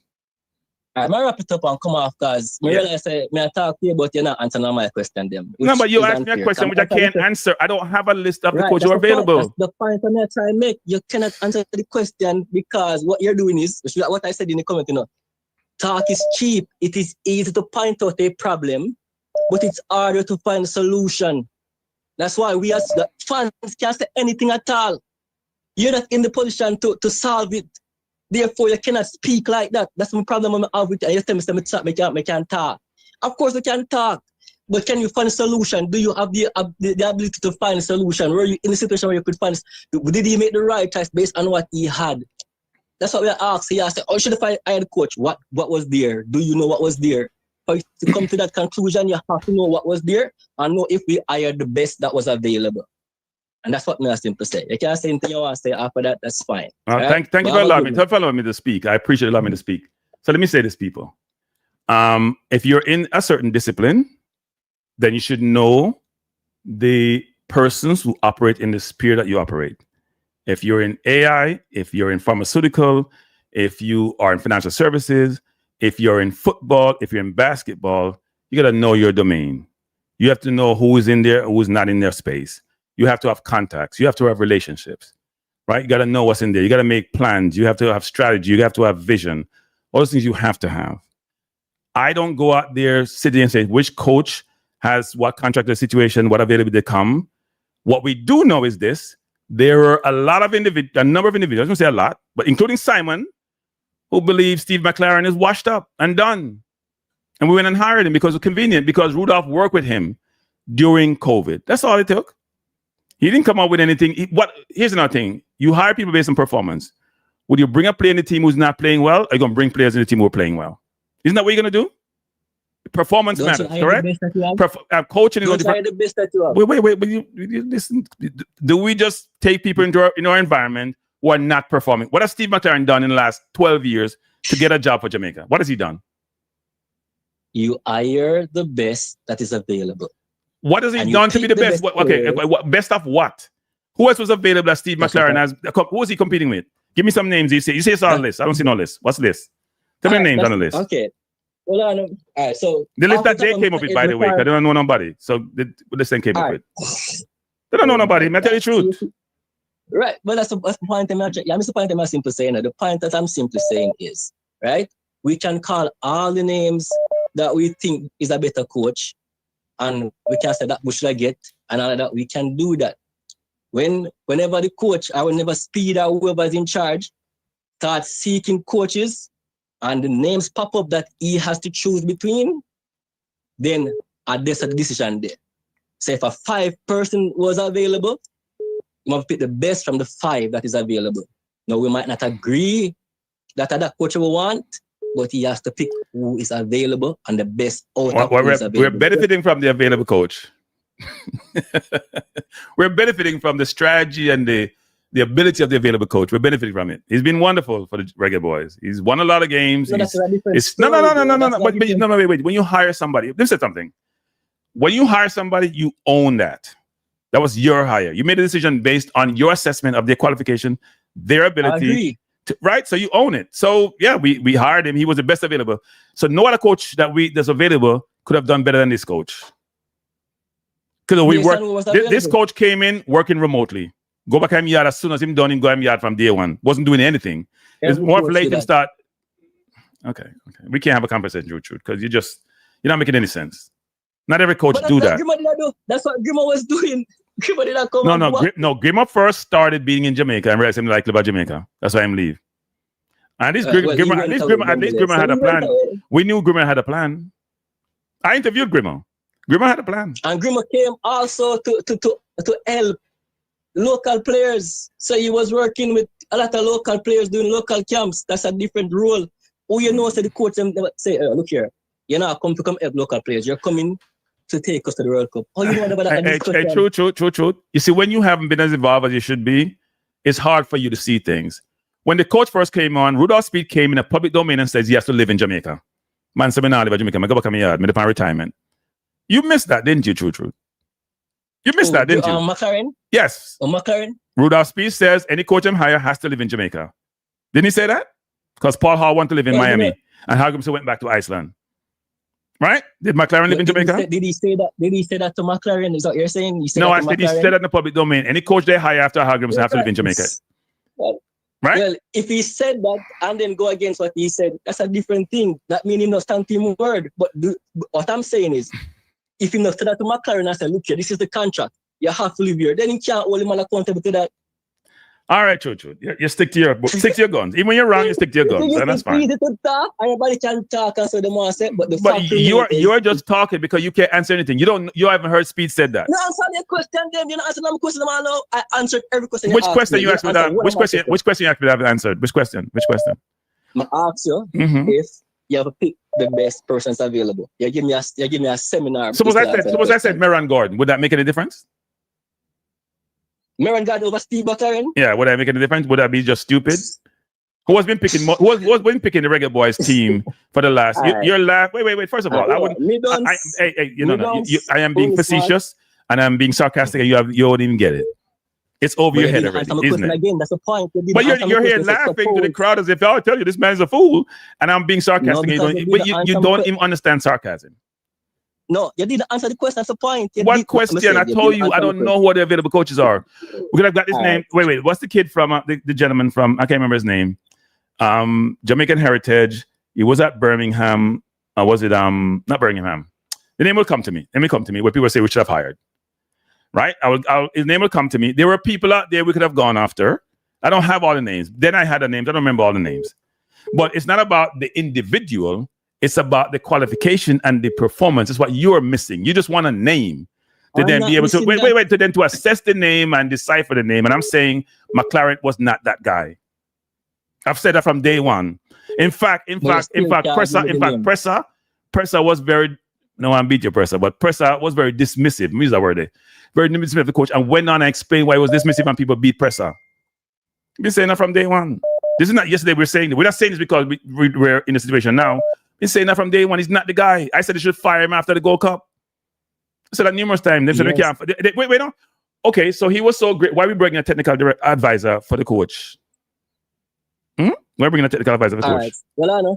First and foremost, a coach need coaches around him, right? Different coaches to help out nonetheless, right? No, he never have an assistant because he was training a coach. He was training Meron Gordon to become a coach, right? Which is rubbish. Again, the system. True. We agree to disagree, and I have to got a call. We agree to disagree. True. You're right. True. You're right. Anything you say, you're right. Your logic. No, it's you. No, you say no. I don't call you. I don't call you rubbish. You call me rubbish. No. True. You say I'm rubbish, and when I talk is nonsense. You said that, right? You've said that, right? I'm not saying something you don't say, right? Correct? I said you saying that the World Cup in the other 3 games that remains. You're saying that it's not in our hands when we have Curaçao to play again, and if we win Curaçao in all our games, basically we qualify. That's what I said was rubbish. Because if one wants to use logic, we got beaten by Curaçao. They draw with Trinidad, that means they have the upper hand. If they win out all their games, they go to the World Cup. They have to beat us. No, they don't have to beat us. They have to beat us. They don't have to beat us. We have not played Trinidad. By your logic, we haven't played Trinidad away from home, so they don't have to. It depends on that game also, right? Trinidad away from home neither. By your logic, no. Trinidad playing Curaçao in Trinidad, or in Curaçao, unless you don't know that. So Curaçao must win. There's no must win right now for any team. For the 3 teams, there's no must win. There's no must win because their permutation suggests there's no. If you have a possibility of the final standing when they play all the games, you have still have a chance. There is no. What do you mean must win? What does that mean? You're saying Curaçao is a must win? Wait, Curaçao is a must win. No. Let me say it again. Let's listen to me, please. Right? Mm-hmm. What you said was, it's no longer in Jamaica's hand, right, to make it to the World Cup. We have to depend on other teams. Fact check what you're saying. No. Wait. We can also control it. Wait. We can go ahead. Fact check your cranky. Go ahead. What you said was not factual. I used the word rubbish. It was not factual because if we win all 3 games, we're going through. That is true. That is true. I was factual. That is true. We win all 3 games. But you didn't take it from my perspective, which is I don't believe when you're playing away from home, you control your destiny. Right, but that's a belief. That is not factual, Kanki. You can't believe opinions as facts. Okay. All right. Fair point. Big up yourself. Can I dunce? But when I smart ones, so big up on No. I never call you dunce. You call me dunce. I never call you dunce. You call me dunce. No. You call me dunce. You call me dunce. No. See.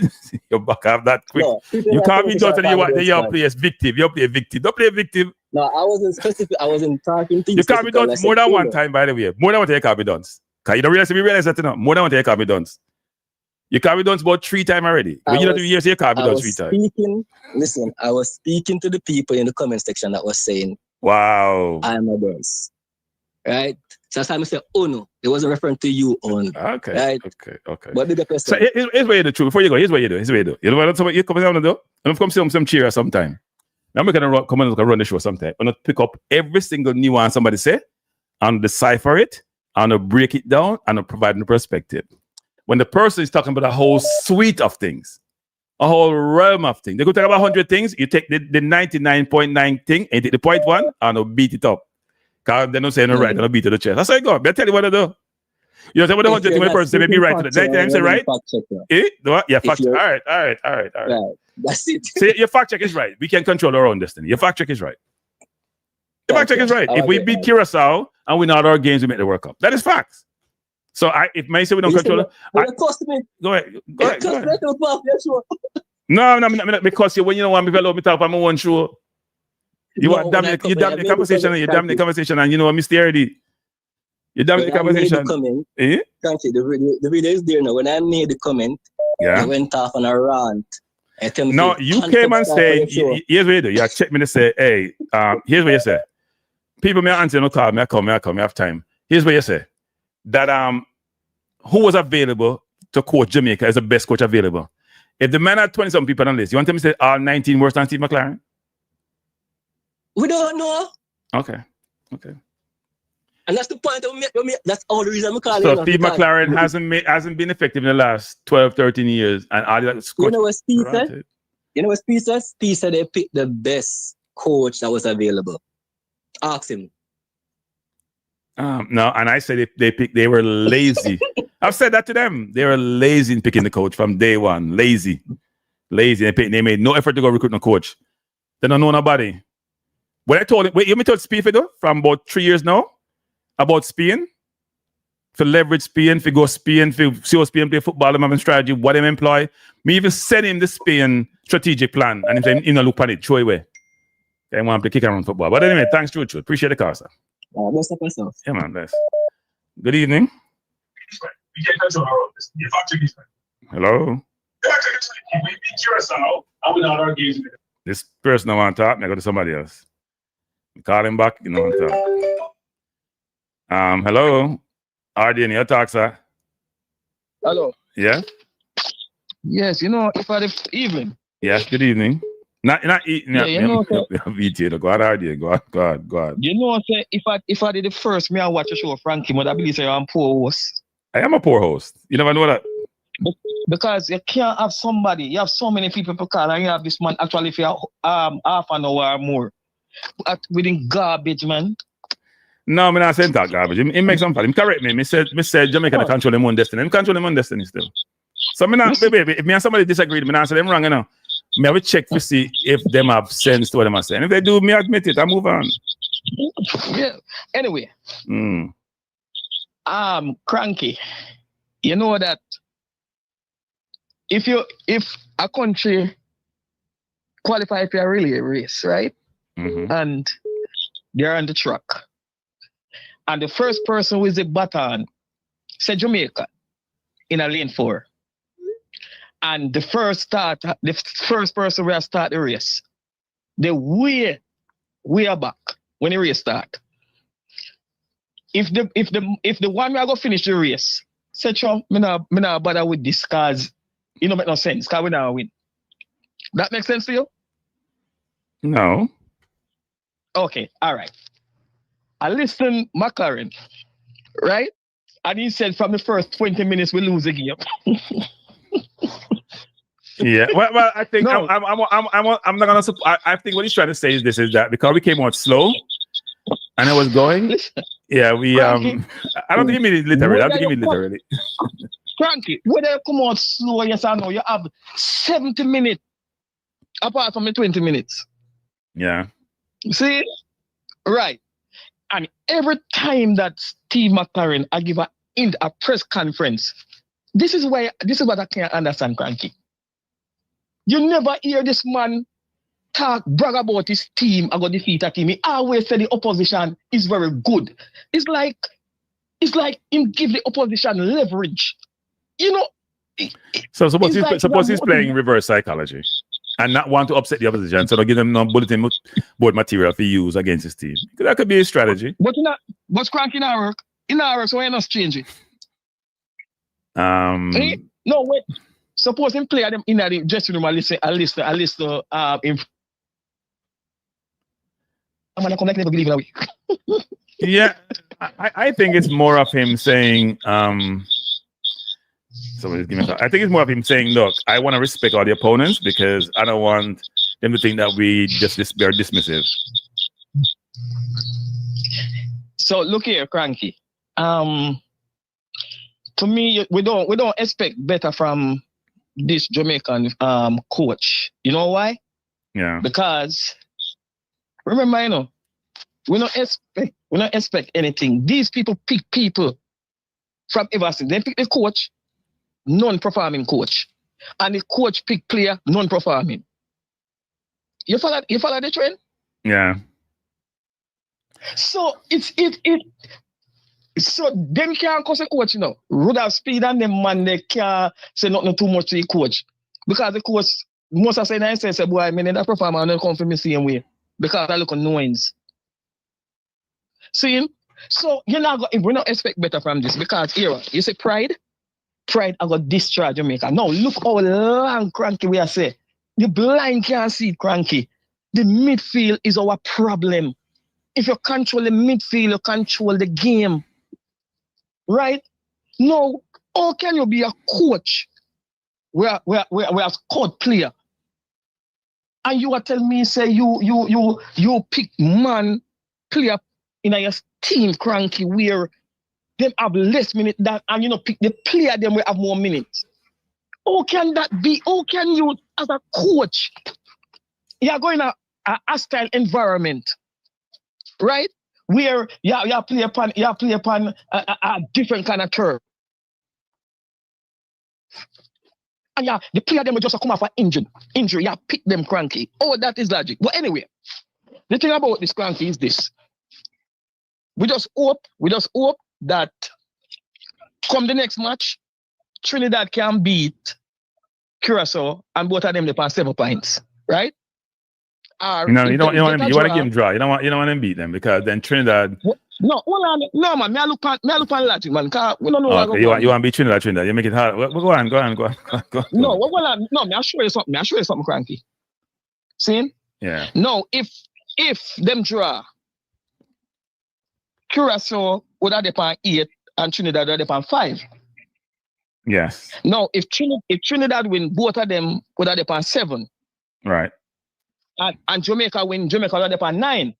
Right. Good? Yeah. No, this right now is the only thing we can offer. We can't offer Curaçao win. If Curaçao win, then I go to 10. Right. See? No, we don't. No one wants Curaçao to win, right? But if Trinidad wins, they go to 7, correct? And we go to 9. The problem that we have is that we have the worst round in November where we got to play Curaçao and Trinidad. We have a home game, but the national office has not been at home for us for a while. So we're playing the 2 toughest team in the last window when the other teams have the easier games to play, right? Both teams going to have Bermuda in the next window. We don't have that luxury. We're playing in this window. So cranky. We understand the match can draw. But if there is going to be a winner. You prefer Trinidad to win. You prefer Trinidad to win if it's going to be a winner. You don't want Curaçao to win because Curaçao can win, draw with us. You don't want Curaçao win. You don't want Curaçao win. No, and I think Curaçao have Bermuda. Bermuda they have last, right? In Bermuda, yeah. In Bermuda. Yeah. And Bermuda scored, by the way, Bermuda scored 2 goals against them. We didn't score any in their place. Yeah, well.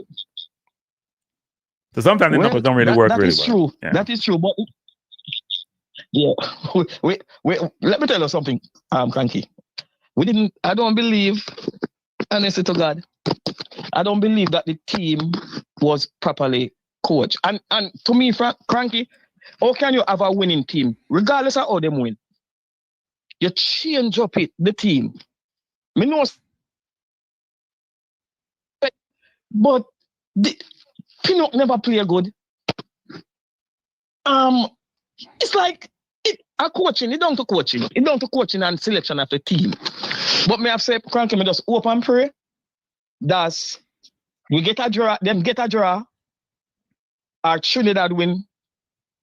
And then we beat Bermuda. We can't take it from there. But we need better players. We need midfield. I mean, more if the coach are listen and would have speed, please, Curaçao, Daniel Johnston, Raven Morrison, you have to choose 2 of them player there.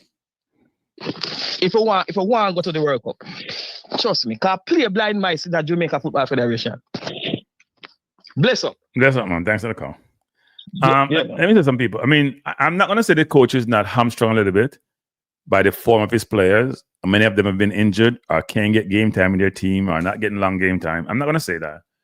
But I think we have all talked about this. If all the fans, I'm going to say most fans can see our deficiencies. For Christ's sake, people went to the Gold Cup with 2 midfielders. And when Rudolph was talking the other day about, I forgot what he said, and I was saying to him, because they were beating me asking about 2 things. I'm going to say this numerous times, beat it to death. When I asked about Cephas, which he did in the game, people. Now, they talked to him about his decision-making. In the game, he beat the man on the line. The man fell down. He took 3 more touches before he even considered he backheeled the ball to the keeper. There was Russell on the penalty area. And when he took the 2nd touch, the space closed down.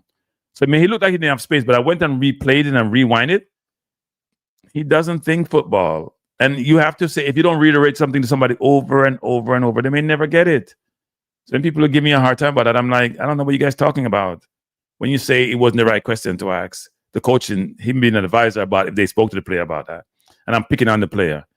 People picking players all the time. England is talking about Bellingham 24/7 about Tuchel not picking him. Players coming in conversation all the time, especially if they're important to the team. Steve is the most overrated player in Jamaica's team. He drew from offline and scored against Bermuda. He has this athleticism. But when you look at his productivity of scoring 2 goals and 2 assists in 22 games for Jamaica in real competition, in 2 friendlies, he has 2 games, yes. 2 goals, yes. He has 2 goals in 22 games. If that was any other player, we'd beat them. His productivity is not what people think it is. Good evening. Good evening, Cranky. How you doing? I'm doing well. How you doing? I'm great. Thanks for the show. Yeah. So the caller before that, y'all was talking about the list of coaches that we had, right? Yeah. Well, supposedly have. I didn't see a list, but I heard Rudolph Speed when he was talking about the different coaches that he wanted to hire or wanted to interview, right?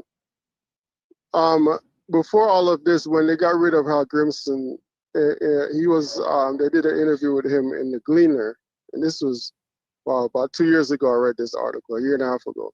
All right. And it said that he said that, quote unquote, we're looking for a tactical, modern coach, right? That's what he said in the Gleaner.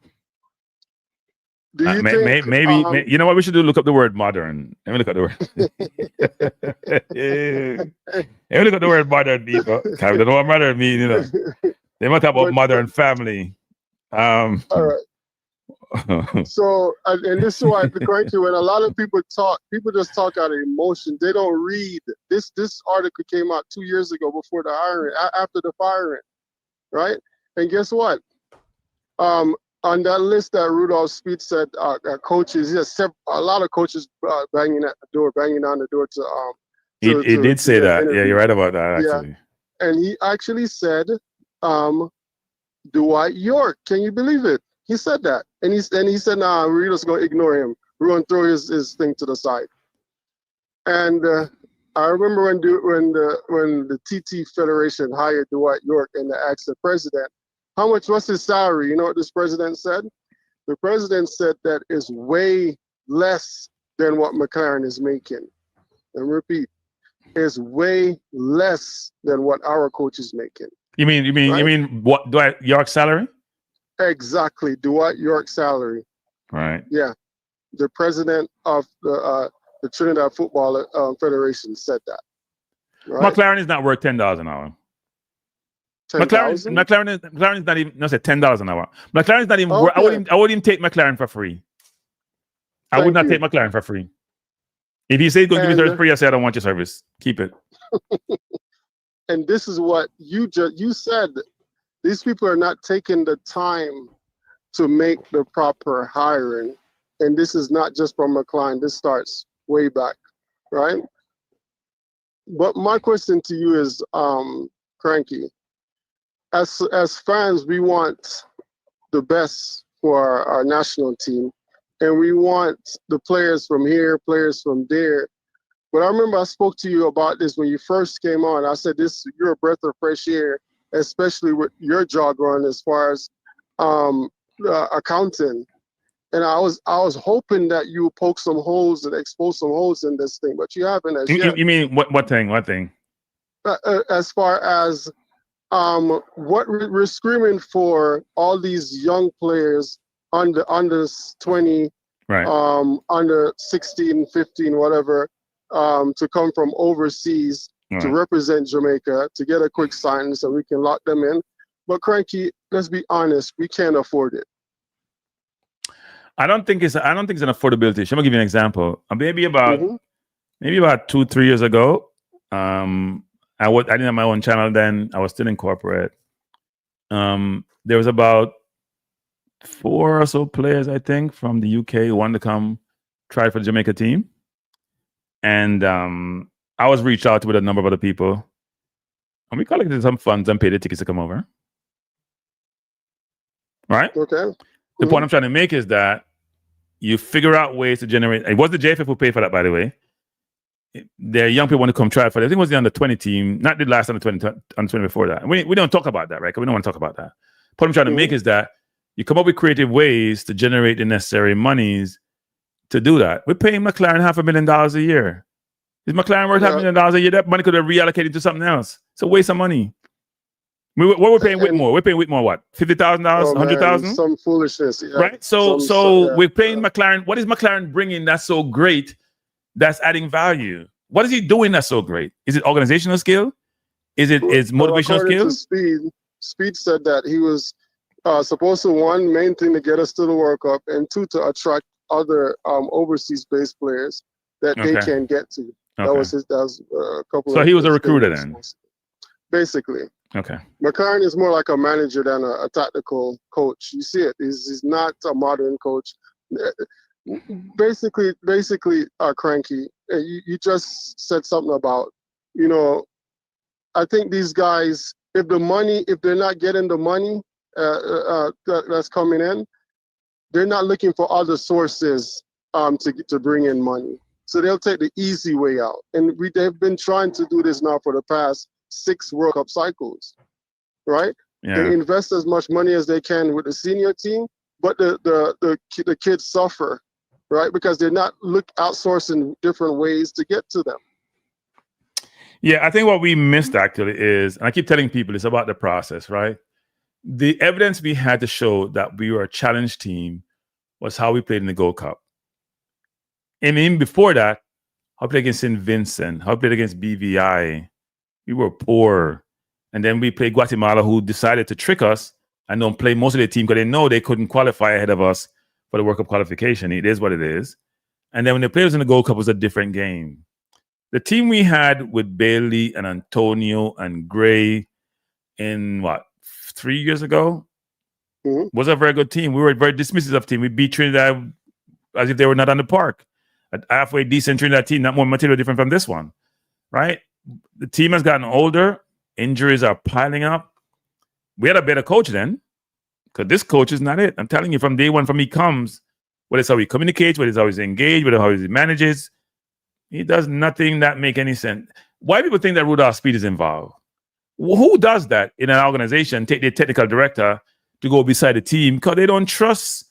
They didn't go mess it up. They want to make sure he doesn't mess it up. I thought we made the World Cup despite McClaren. I've said this numerous times, not because McClaren, because I expected 5 people to come in. Those 5 people have not come in.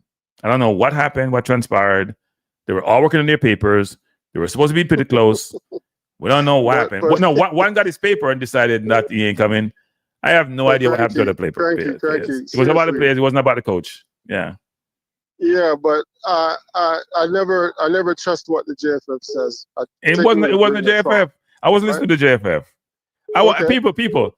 I don't get my information from the JFF. I used to get a little bit from it when somebody was there who now left, but I don't get my information from the JFF.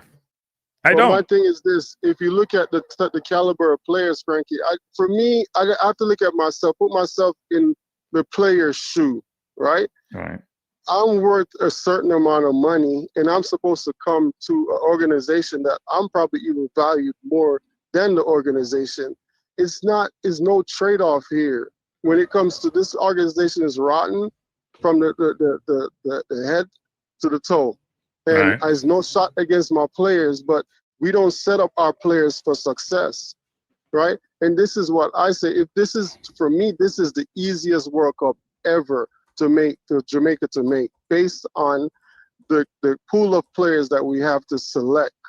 No Curaçao, no Trinidad. Who else is in that group? Bahamas? No. The team that we just beat up by 2, the first team that we played, Bermuda. None of them have a player pool like we do, like Jamaica does, right? So if we blow this World Cup, Cranky, it's time for us as fans and sponsorship to take a step back and ask for some of these guys to step down, as we refuse to support. And I'd rather put the money in our infrastructure, building it, right? Creating a structure, preparing our players to go overseas to make a decent wage. When you look at a player like Cephas, I feel sorry for him because, right? Cephas is a victim of the situation that he came from. He's very limited, Cranky. And it's going to be hard for him to catch up to the rest of the world. That's not his fault. Yeah, no, Look I mean, at look, no, I think, at McGee.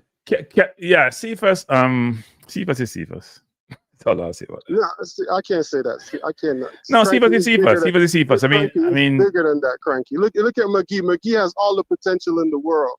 And the first thing, all of them, when they go back home, it's like a revolving door. They say the exact same thing. They weren't prepared. They say that.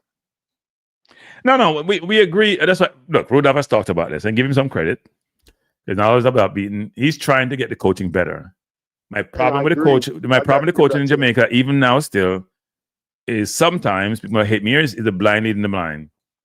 So you get I said this I gave the analogy the other day. Most high schools in Jamaica have the same curriculum.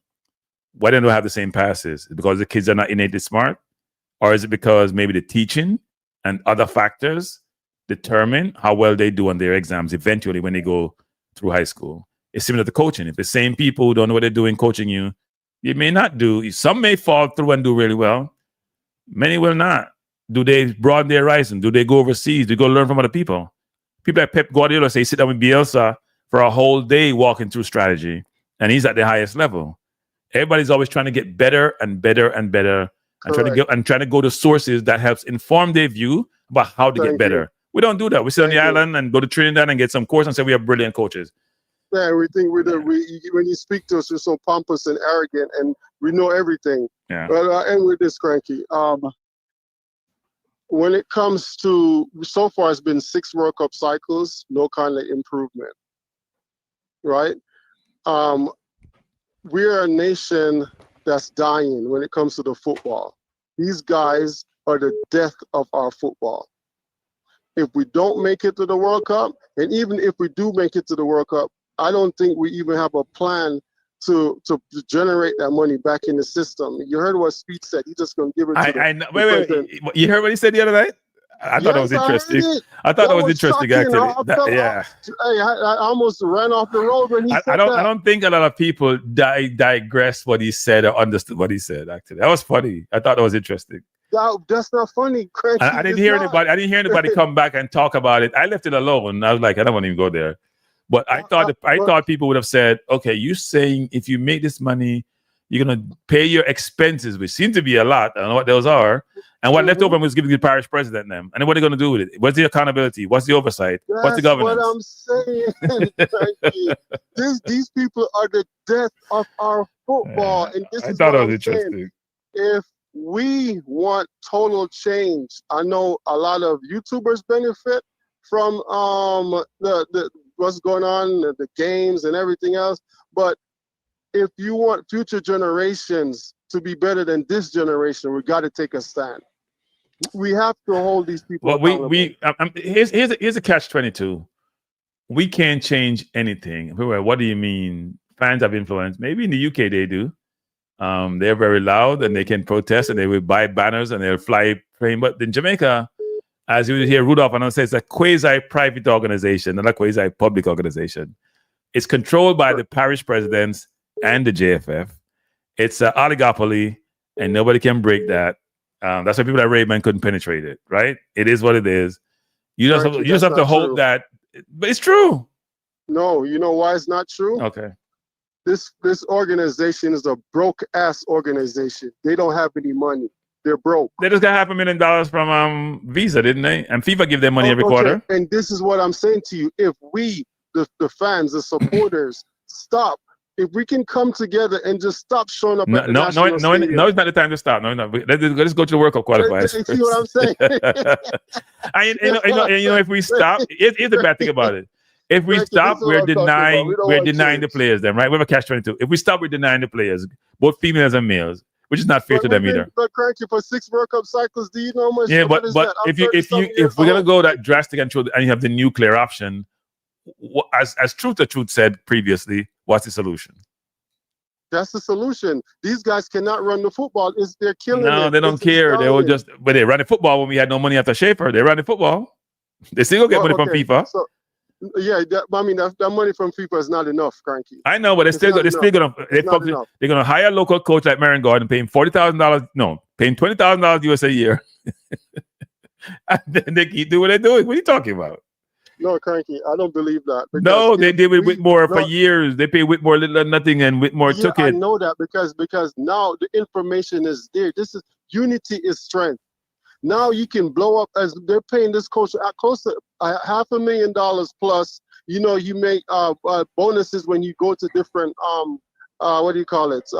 Playoffs or go to different you know, the higher you get more money in your bonus in your contract. But yet you look at Whitmore, you're paying what, $10,000 to $15,000? That's asinine. So when this information get out, YouTubers like yourself, like JD, JT, Ryan, y'all need to come together. If we this needs to stop. We're like the fans on the JFL. We ain't coming together. Right, YouTubers are like the fans of the JFL. We ain't coming together. Hey, man, it's all good. I'll continue to talk. All right. So thanks for the call. I understand the suggestion, and it's been said before. YouTubers ain't coming together. It's not happening, people. I'll be honest, it's not happening. Everybody sit in them one don't mean and do them do. We ain't coming together. We like the JFF and the fans sometimes. You know, the fans have been supporting the team better. So somebody said, who said my source is Cataract? I spoke to Cataract yesterday. Cataract is not my source, people. There are other sources out there, you guys understand. Cataract's not my source. Hello? Yeah, Cranky. Yeah, man, this is Wayne G. Wayne, how you doing? Man. Yeah, I'm here. I called you some time ago. Okay. Some 4 or 5 months ago, and I read the theory camp to you. Okay. And, you know, it's still coming up. Cranky. Every football team I know. Cranky. Build their side around midfield. You know, all right, look on Cavalier. Cavalier, you know, don't recognize midfield players, you know. Cavalier play this boring long ball. Speed go for a coach want to play the same. Current do not recognize midfielders. You understand me? Look on how stupid this man is. This man have the outlet for Jamaica to win is one way. This little guy they call Cephas. He's a average player, but how we want to beat people, use the speed from Cephas only. Coach, good coach, when they notify this, you understand, you cannot beat people like that. Get the ball, hope that the defender finds Cephas or find a fast swing. No midfield. You make the point, you know, and people not realize the point you're making. We're in trouble with midfielders. We have already 8 forward into the wingers. And we have people can from even the same midfield can play wing.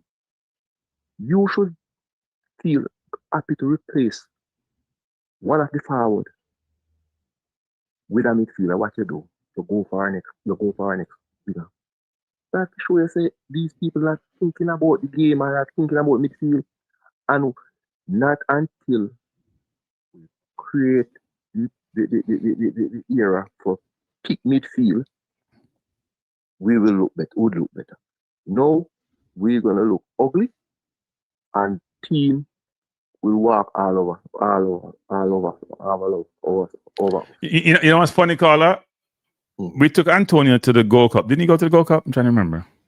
Yeah, I believe. We took whether him go Gold Cup or not, we took Antonio to play games, and him can't play no football. Him not play no portion of football. That's a spot for somebody else who could actually play in the midfield. Frankly, the spot we gave Antonio, we could have given Ravel to go and play. Same. Him not fit. Him go get fit a player with we. Right? We give it to Antonio, who we said, he's the assistant coach. But you know what? Bring him on the assistant coach and don't give him a player spot. We give him a player spot for. He's recovering from a really traumatic injury, and we give him a spot in the 23 or 26 when we had other players getting. I don't know. Cranky, look at it again. Look at it this way. You have midfielder. This little young guy from Tottenham, right? Give the little young guy the opportunity to play. Because you're in desperate. You're in desperate this far midfield. Ravel should be in this side. This side should be around Ravel. You understand? And the Rasta guy you guys talking about in Turkey. Those two guys can retain the ball. You play football, Cranky. You know that you have to have somebody to take the ball from the defender, take the ball from the keeper, and know how to retain the ball. If you cannot, boy, Cranky, this coach have the mindset of past players. He come to Jamaica, hear that Jamaica is one of the fastest people in the world, and they have this mindset. Just time the wingers, time the forward. You cannot beat team like that. You can beat some like minnows. What good team? If we play a Canada, we play a Mexico, we play a US with CFAS. All right, what you should look at, Frankie? Why CFAS can't find a better contract? Oh, people know that this man is limited. Not saying bad about CFAS. What is the truth? The truth sometimes is hard. What is it? CFAS is just a limited player. And you're gonna make the sacrifice to this guy who play on the next week. He's a technical player more than CFAS. This guy should play his position. You understand me? You're gonna sacrifice the guy for CFAS. Put the guy in his position. Even Whisper is a better player. Football is a technical game now. You understand? You have to can play more than one way. CFAS is just one way. Get the ball and run like it's a track and field. You understand me? So I'm saying to you, we're going around it. You're trying to push it out and try to tell people the problem. So people beating around the bush.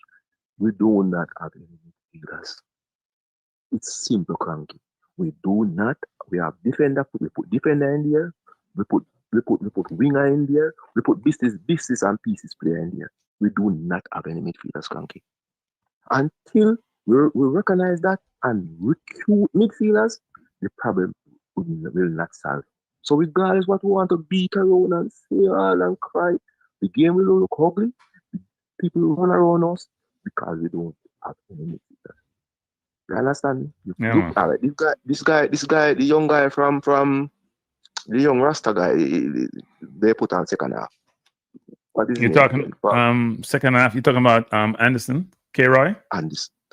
Look at Anderson. Look. It's just a breath of fresh air.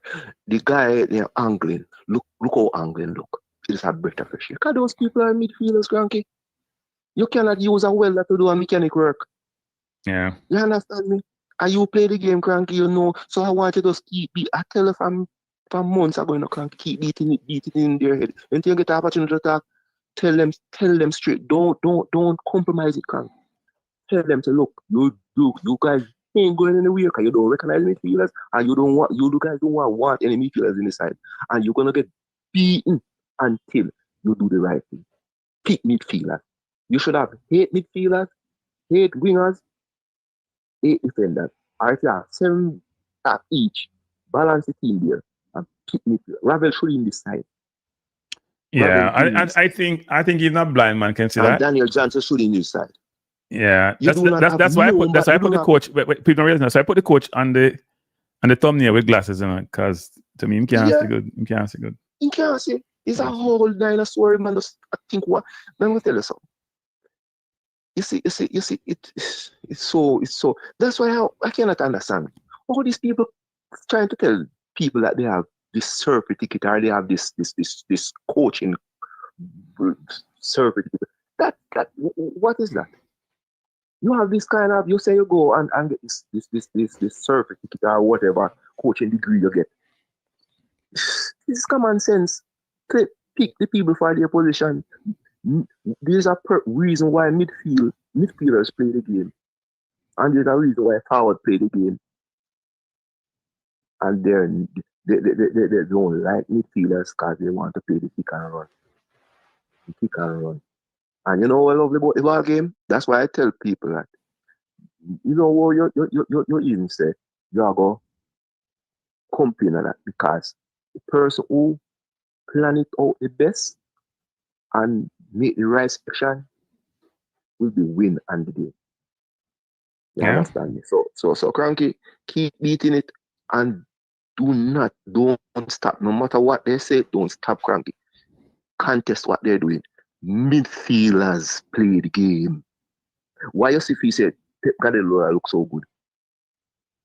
That man will use 9 midfielders to play the game. He does use a lot of midfielders. He even have false 9. It's all midfielders. Our wingers are midfielders. He's full the team with them. Yeah, he does. Thank you. You understand? You have to have people. You have to retain the ball, keep the ball. Don't. You have defender. You put defender in the midfield. Look, like you see this guy that you call score the goal. The midfielder guy, the tall guy, over 7 foot, the brown guy there. Oh, Russell. Yeah. Russell is no midfielder. Russell is just a runner, and a slow runner also, and he will just crush in the box. Yeah, he hasn't played well in a while. He should not be starting. Russell can come and get, like, you see, when you want a goal, you put on Russell for the last 15 minutes and say, go in the box, go and see if you can get a header. You need people with technical ability in the middle of the park. You have to can come for this ball, own this ball. You have to have people like that. I don't know. It is tough. It is tough. And this coach, this coach, I don't know. And even the assistant, these people come with all this kind of track record or this resume, and you don't know that as a coach. We are the fans see that. Maybe get one more minute because the phone will buzz up again. Yeah, we know it up. But Cranky, keep licking it, because why you have to keep saying it? They want to bypass the problem, and the problem is Cranky. We do not have any midfield, because even the guy who is a player on the wing, we put back in the middle, he's a winger. Yeah, I cannot remember his name. Bobby Reed, Bobby Reed is a winger. Yeah. So it's only one midfielder we have there. 2 midfielder was playing. It was Josh and Anglin, and he come on second half and this. Those is only two midfielders play. Yeah, and they have to crank it rough, but keep doing what you're doing. Yeah, man. All right, so thanks for the call. Yeah, all right. Good. Let me call back some of the people we just call. I think this is the number. People, if you just call me, no, if you call back, call me back. If you just call me back. Whoever call in, I just put you on. I'm not staying how much longer I've been on. I don't like to stay on more than 2 hours, and I've been on more than 2 hours today, but it's been good. It's what I call my, people can give me a hard time that I need to set more defined time periods are coming on, but my schedule is challenging. Good evening. Good evening, Cranky. What's up, man? How are you doing? Yeah, not bad. Taking the Sunday evening easy. All right. I see that this is a Sunday evening. I know you're probably not such a biblical man, but there's a scripture in Numbers. You give me that trouble. You come and give me that trouble right away. No. I'm just drawing a reference. All right. So there's a scripture in Numbers 32. Yeah. Numbers 32:23 that says your sin will find you out. Okay. And it speaks to actions, especially like wrongdoings, that will eventually have consequences in the future. And I'm just aligning that to the team, that when we play the wrong way, eventually, Cranky, it will catch up with us. And we have been doing it over and over and over, playing this game without midfielders, trying to force the ball up the field, and doing it the wrong way, and eventually it will catch up to us, Cranky. And I've always said that, playing football, if you're into math, Cranky, generally when you're doing some equations, you have a formula and you take it step by step. This is the first part of the formula. You move from the first part, go to the second part, and eventually you'll get to the answer. You have some people who can get to the answer without using the formula. But that way is not foolproof. But whenever you use this formula, Frankie, you can bet 99% of the time you will get to the answer. And that's how Jamaica is playing football. We don't want to use the formula. We're trying to get to the end goal, but we don't want to use the formula, Frankie. And that's why I say your sin will find you out. The wrong things that we're doing will get caught up to us when we play better teams. It's the same thing with Cephas. We praise him, but there are a lot of things that he's doing wrong on the pitch, and when we go against better opponents, it will get found out. You understand, Cranky? And I don't know why we, as a team, we continue to try to get to the end goal without doing the right things. That's how football is played. The ball is in your defensive third. You move it from there to the mid third, try to get it into the final third, etc., etc.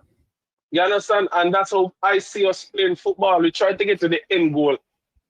Skip over the steps because, yes, you can reach to that goal, but there's a particular way of football is supposed to be played. And we're trying to play this game without midfielders. And Cranky, whenever we play better opponents, we will get found out.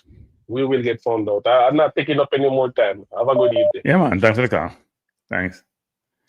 Good evening. We will get found out. Hello. We will get found out. I'm not taking up any more. People, when you're calling, turn off your thing. Good evening. Cranky, blessing. Blessings. Who am I talking to? So I'm gonna agree with some of the callers that we need midfielders, right? Yeah. At least 2 good center midfielder, right? But I'm also gonna disagree that we couldn't win the game with what we had because we show signs that we could win the game even with the arsenal that we have. So, caller, no one said we couldn't win the game with what we have now. I think people are saying, have we given ourselves the best chance to win? That's the question. But Cranky, is it that the coaches and the people in charge don't want to bring in midfielder, or there is just nobody? Well, they don't believe in Ravel. They don't call DJ, and there's something happening with Tyrese Hall that we don't understand. Because I was told by some source that he has what's required to come in, and they're not calling him. So I don't know. When we asked Speed that question the other night, he punted. I don't know what the explanation was as to why he's not being considered. They have let me just say, people, they have a list of about every window. There's a list of about 40-some players. Now, I think the list do have people on there who should not belong on there because they don't have their papers, right? They haven't changed their legitimate papers, but they have them on there. Maybe it's potential call up. I think it's my understanding that he may, and Janair Johnson may be on the list. Janair is a kid from Ajax, but not sure if the kids want to play or not. But at least you call them. If they say they're not coming, right? That's what you do. Let me ask you a question. Is Casey Palmer injured or something like that? No, he's out. Both he and Hayden are out on yellow cards. And that's tragic, especially when Hayden. We all knew. We weren't as concerned about Palmer, to be honest, as Hayden. We all knew that Hayden, if he got a yellow card...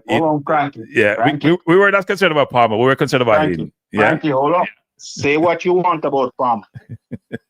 Say what you want about Palmer. Yeah. And I had this discussion with a couple other guys before. Palmer may not be consistent, but he moves the ball well. And when he cuts in the midfield with the ball, he carries player with him. And that would free up more space for Cephas.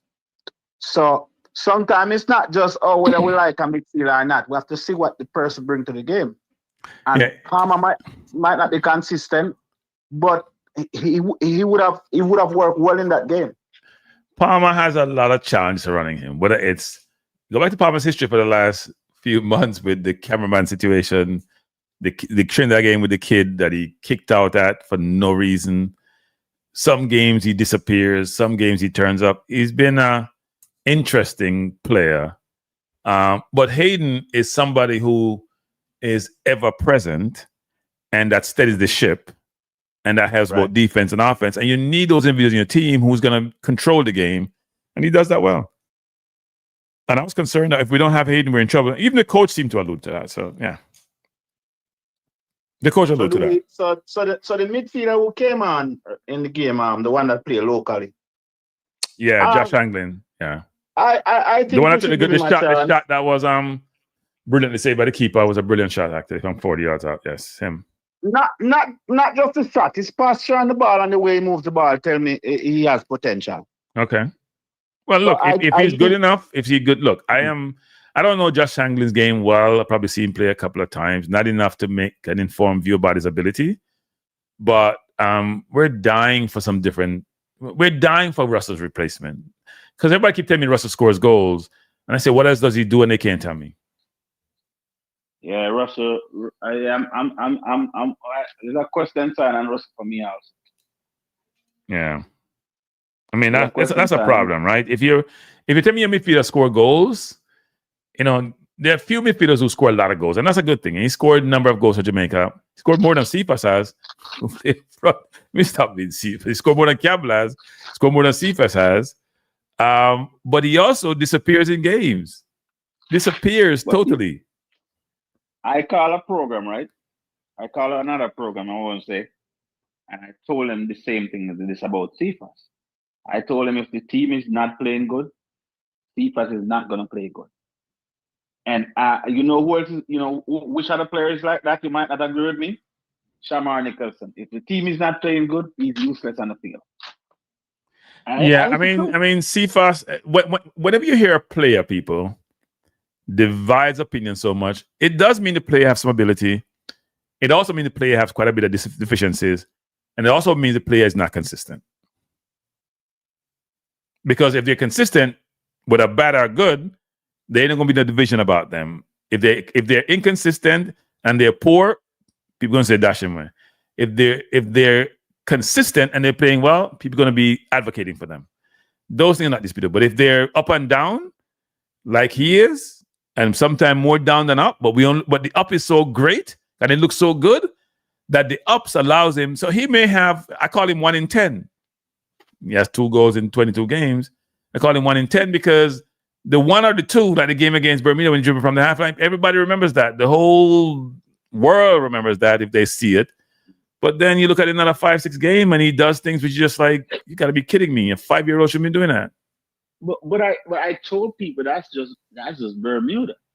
Yeah. Anybody should shine against Bermuda. Even you at your age should shine against Bermuda. I don't think so. Bermuda got decent players. Come on. They scored 2 against Curaçao. We didn't score any. They scored 2 against Curaçao. We scored none. Cranky.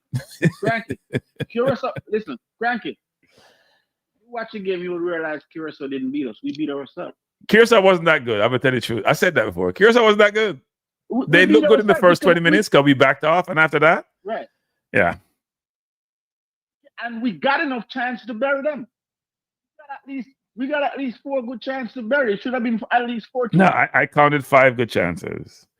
I counted the 2 headers by King. Right. I count 1 header by K. Roy. I know K. Roy didn't even hit the target. I counted Russell's miss and I counted Nicholson's miss. Those are just the 5. I'm not talking about half chances that Campbell and us got. So that's 5 very good chances. And by the way, King also scored.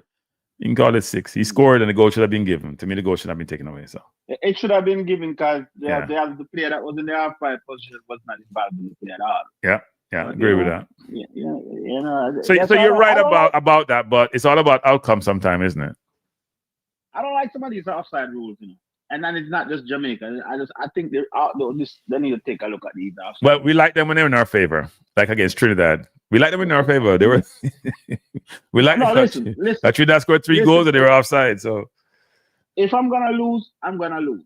But there's a lot of times there are some offside that I think don't make sense. When I'm gonna say, "Boy, man, offside by fingernails or toe point and all that foolish," I think those things should be just given as a goal.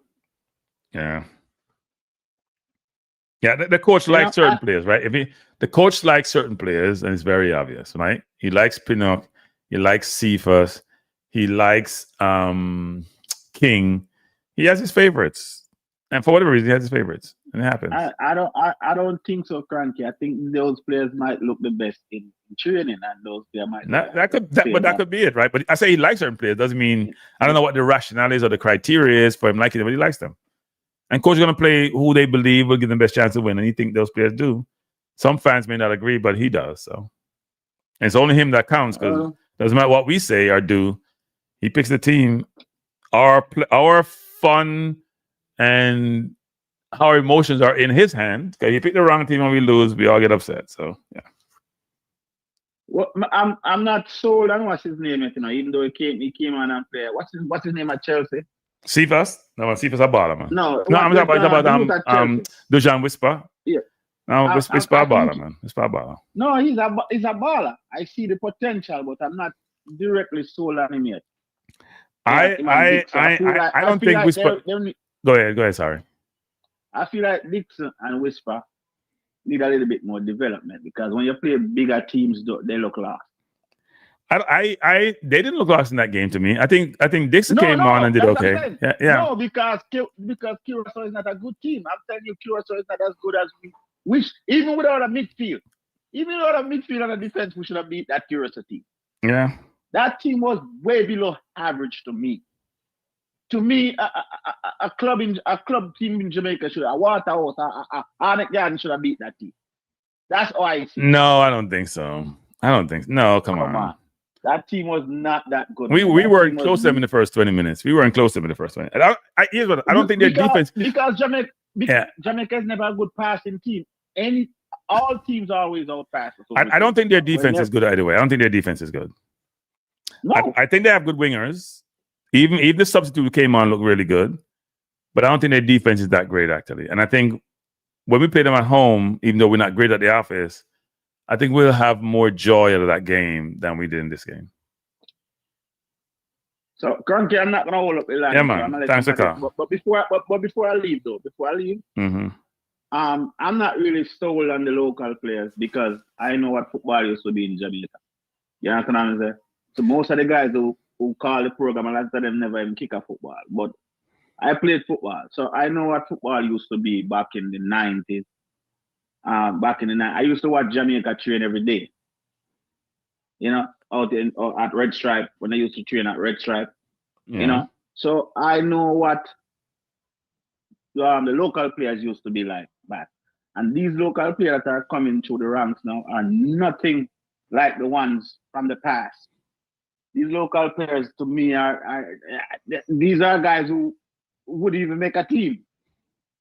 What I'm seeing, coming out of the local clubs, So we need to do something to develop our football from an early childhood age, because these players don't impress me, and but we need to. But at least that guy that came on in the midfield that plays locally, I think we should give him a shot. Okay, that's my 2 cents. All right, sir. Appreciate the call. All right, people. May I get ready for closing the program? There were a number of people who called me, and I don't want to be. I want to be fair. I'm gonna take 3-minute calls. See if we can call back these numbers. I've promised them to call them back. So I'm gonna take a couple more calls and then close down. And this call came in late.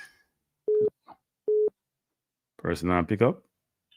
Hello. Yes, hello. Thanks for taking my call. Okay, a 5-minute team. I do a 5-minute team. I close them. Oh wow. Okay, let me make it quick. This campaign has served to dispel certain narratives, and the Haiti's team, is a focal point in dispelling the narrative. Jamaica has more money, more infrastructure than Haiti, but Haiti has a style of play, good ball possession, and they have something good going on, right? So the evidence that Jamaica's poor performance in football at the national level is because of money is not correct. That it is because of a lack of infrastructure that's also false. Also, the notion that Jamaica doesn't have a style of play because they don't have a style of play because it needs to be developed from there are in the certain level and they have to know it coming up. That's also false. We see many teams have style of play and the players have not been together for a long time. Curaçao, they're moving ball around, and their team is not dissimilar from Jamaica's team the way or they come together. These are players from Netherlands and overseas mostly, and they come together and they have a cohesion and they have a style of play. But they do have a good coach, all right? Yes, they do. But the notion that the lack of style of play because of the players cannot play a certain way is false. You know what I mean? And because, for example, Ethan Pinnock at Brentford, before the coach that just left, that coach had a ball possessing system. Ethan Pinnock plays well in that system. You know what I mean? But Ethan is not getting much playing time nowadays. Ethan played much one game this season from start. He's been injured and then he's been on the bench. I know that, but the notion that the reason why Jamaica is not possessing the ball more or does not have that style of play is because of X, Y, Z is just not true. In my opinion, the main reason why Jamaica does not have a particular the ball possessing style of play is because the hierarchy of the JSS, including Mr. Speed, does not believe in that style of play. The course that they select is an indicator, and even the other night on ball pre when it was brought up, Mr. Steve basically broke it up talking about the genetics of the players in the region and all type of reasons why the team cannot have a ball possessing style of play. They don't believe in it. So we have a chasm between the hierarchy of the JSS and the fans. You know what I mean? And you know, that's what it's telling me.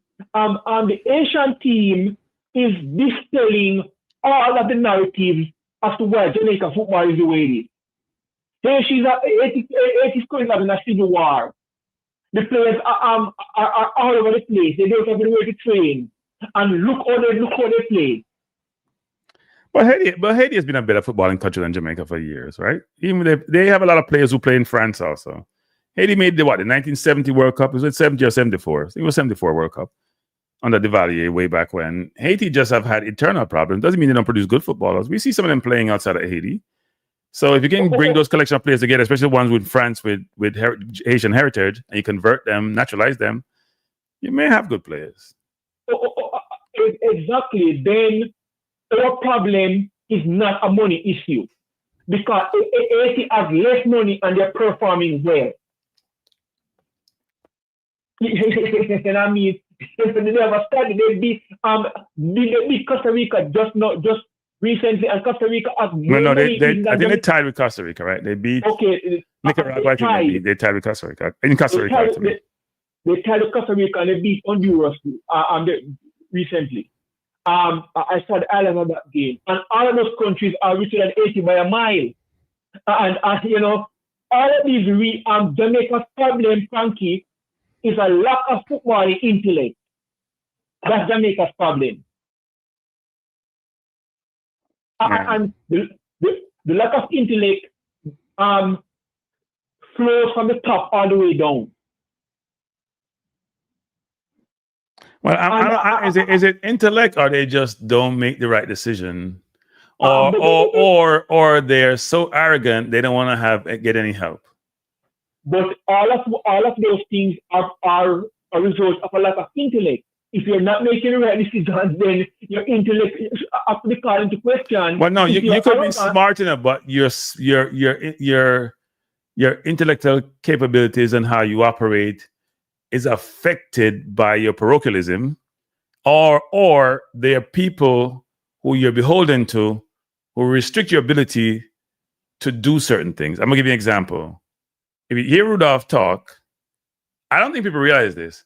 I am not sure Rudolph is truly anti-diaspora, you know. I think Rudolph is smart enough to know he's beholden to the parish presidents who control who runs the JFF. So if he supports them and give them the money that they feel that they should get and get them, they're being part of they support him, then you continue the cycle of him being in the position he does. He and Ricketts and all of them, and the parish president get what they want, and Rudolph gets what he wants, and everything's okay. He may be smart enough to realize that's not a sustainable program, may not work, But if he doesn't, then he's out on the streets. If he does, he's in his role. So catch 22. You may be right, but Mr. Steve insists on kick and run. He insists on no ball possession.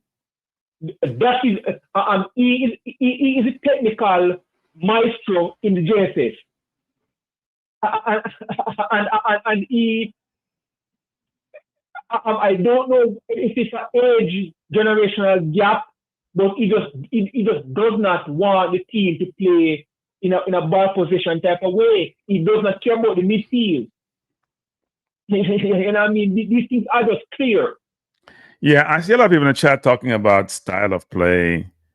There's a reason why we have moved away from just playing transition counter-attacking football and people adopting what Barcelona and Pep now, which is being utilizing to play position football. There's a lot of benefits for doing that.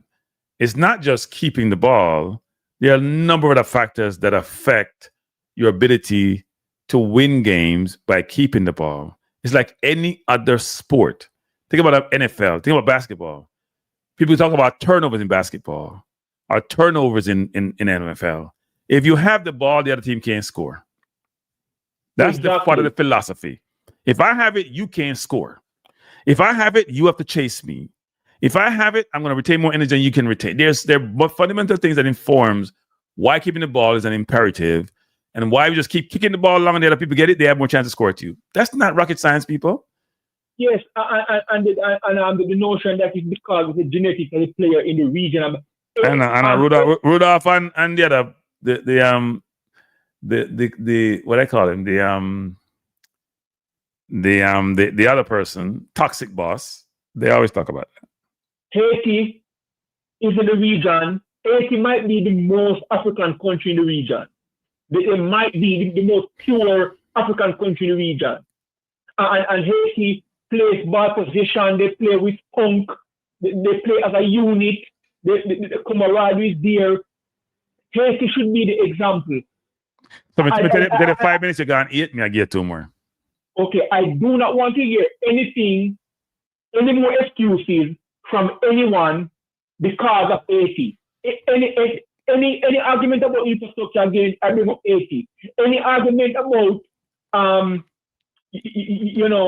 feel and XYZ, I bring up Haiti. Any argument about money, I bring up Haiti. Why is Haiti successful? When Haiti is worse than Jamaica in every way. That's my example. They haven't really been successful in the Caribbean as much, right? Because of their internal problems. Meaning the team that's playing now, it looked like they have organized themselves for the World Cup qualifiers because they were brilliant in Costa Rica, frankly, people. Costa Rica barely got away with that draw, scoring late against them. They destroyed, I think it was, who they played? Nicaragua, I think the other day. They look a very dangerous team, but they have always had talent. If they could settle the internal strife, they would be probably the best football country in the Caribbean region because they have a lot of talent, whether it's the academy that they had, the players who migrated to play in France. Just think about us having a lot of players from the UK in the Jamaica team. Haiti is a similar thing for France. But you see, Haiti they don't have this internal quarrel about diaspora. You know what I mean? So, but I don't know, because I can't speak French, so I don't know. But you know what I mean? And Haiti also, I watch Haiti, even when they lose, they play a nice brand of football. Even when they lose, they play a nice brand of football. All right, thanks for taking my call. Man, thanks for calling. Appreciate it. Thanks for calling. Okay. All right, people, we'll close on the program, people, because it's been a long afternoon. First of all, I appreciate everyone who has come on, those who called in, those who are in the chat. I apologize if I didn't get to some of your chats because I've been beaten before that people are making comments and I don't put them up. We can't put them all up. I'm hoping to get to the point, and I'll beat me for saying this, but you know me, I always say from my mind, where there's so many people I only can put up the ones who give me, what are you going to call it? Super chat. Yeah, I don't know those names because I don't get a lot of those. So like I see when I watch AFTV and they only put up super chat because they have so much comments you can't put them all up. I'm hoping to get to that point one day. So to help me get to that point, even though someone don't want to spend the money, you do me a favor and subscribe to the channel.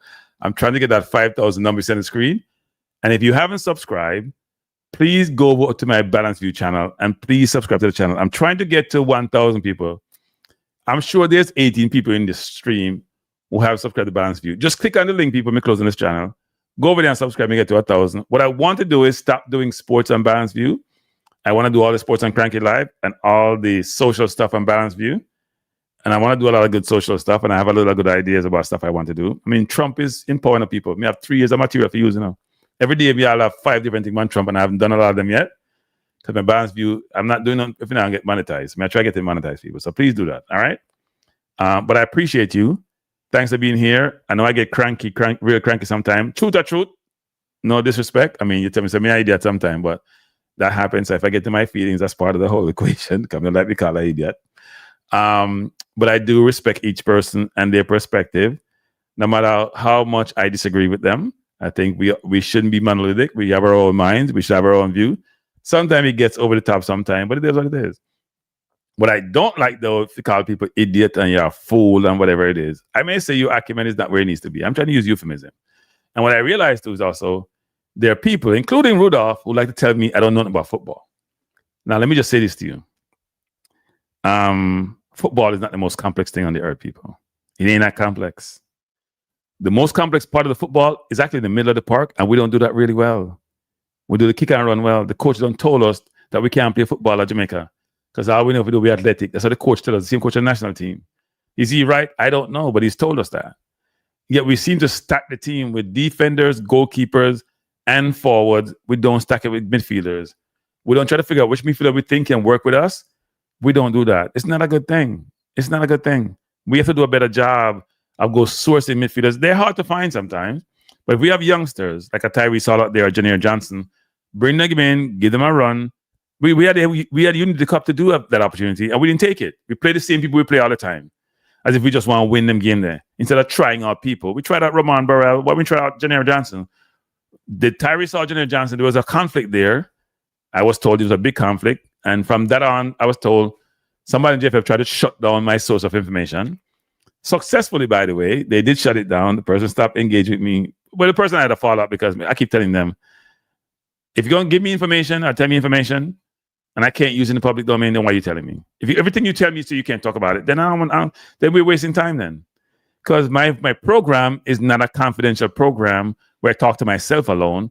I have an audience, and the audience want information, and I feel it's part of my duty to bring that information to them. Now, some things are confidential, I agree, but everything can be confidential. And some things they're telling me are not confidential, and they want me to keep it confidential. I'm like, you know what? Maybe we shouldn't engage in. Maybe we should go your way and I go my way. So that's how it is, people. So if I bring you a lot of more confidential information, my source have dried up like the and Moses crossed the Red Sea. My sources have dried up, and I can live with that because you give me info. I had a big argument with somebody the other day, people, about something, and I was just there smiling, thinking, you must think this is my livelihood. It's not. But I do appreciate some of the sources, and I do appreciate you. So I hope you have a wonderful Sunday. I thought we could come have a conversation. We did. I may do a show tomorrow, but it's going to be a much more, if we have a positive show, because when you get close to game time, we're in negativity. We are focused on the positive stuff. We want the team to win.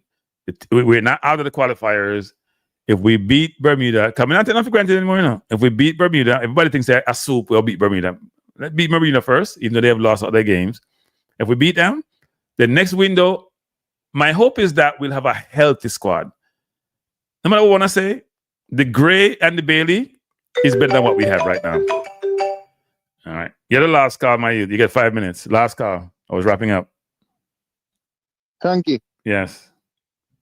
You gotta take McClaren at Arsenal before Arteta. Are you out of your mind? What are you drinking?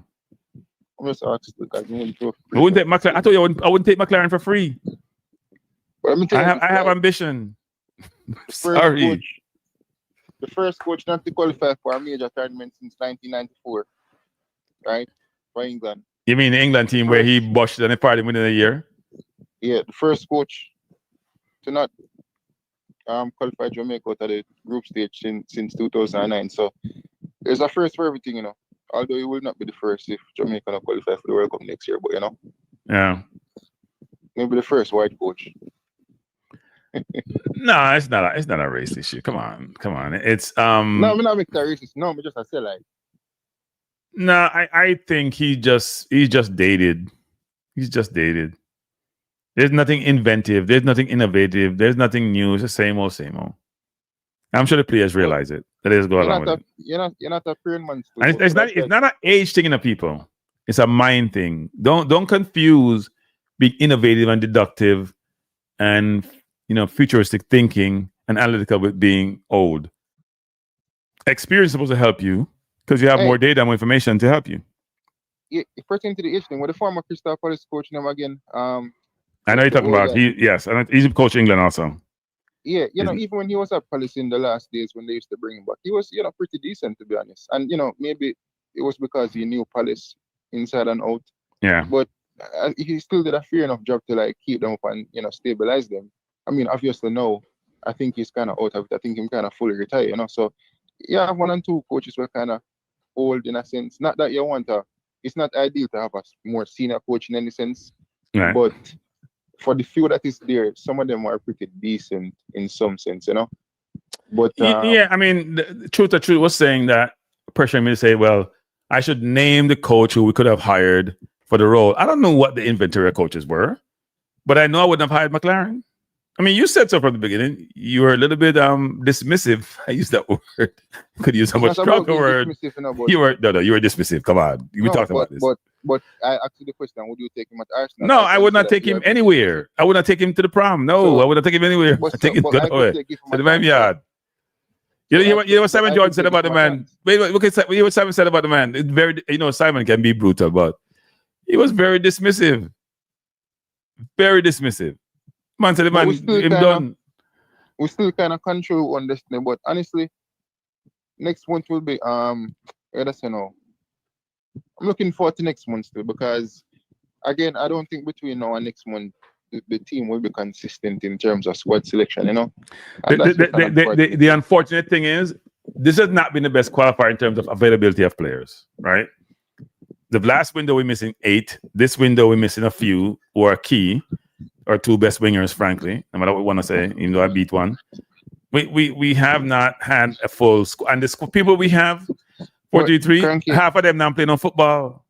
You see, the thing is, even though it's not the best window in terms of availability of players, we had months and a lot of games to prepare an A team and a B team. If you look at France, for example, if Mbappe isn't there, if certain players aren't there, them have somebody who is competent enough to fill that role. Same for Spain, same for Germany in a sense. You know what I'm saying?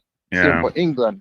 So I'm not saying we have the same quality of England, but we have so many players out there, the Norman Camus of the world, the Paris, the Flemings. Not to say that Fleming should get a call up, but there's so many guys that you should be calling, a lot of guys in respective windows to try them out to know that, okay, if Bailey isn't available, this is the next senior guy to lay on Bailey over Kyle Dixie, you guys mentioned name. The only name I hear, some names I'm not into calling Flemo.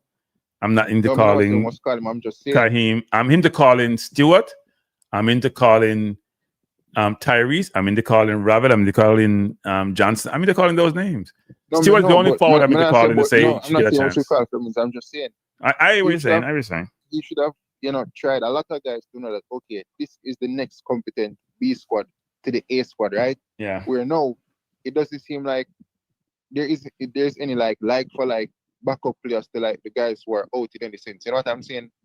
So yeah, look, we are still fortunate because remember we had 8 players out and we still had a 23, right? And we still had no Bailey and no greatest window. We still have. It wasn't. Look, if we look at the even though we're all very upset about the Curaçao game, that was a winnable game, Even with them dominating the first half, Second half we got chances after chances. I mean, what was Nicholson doing? What was Russell doing? What was K-Roy doing? Those are clear-cut chances. It's not how you start, but you finish. The first 20 minutes never good, but we're in the game and we stayed in the game. And I look at King play football. I don't think King should play defense. I think he should move further up the field. I think he should be in the midfield.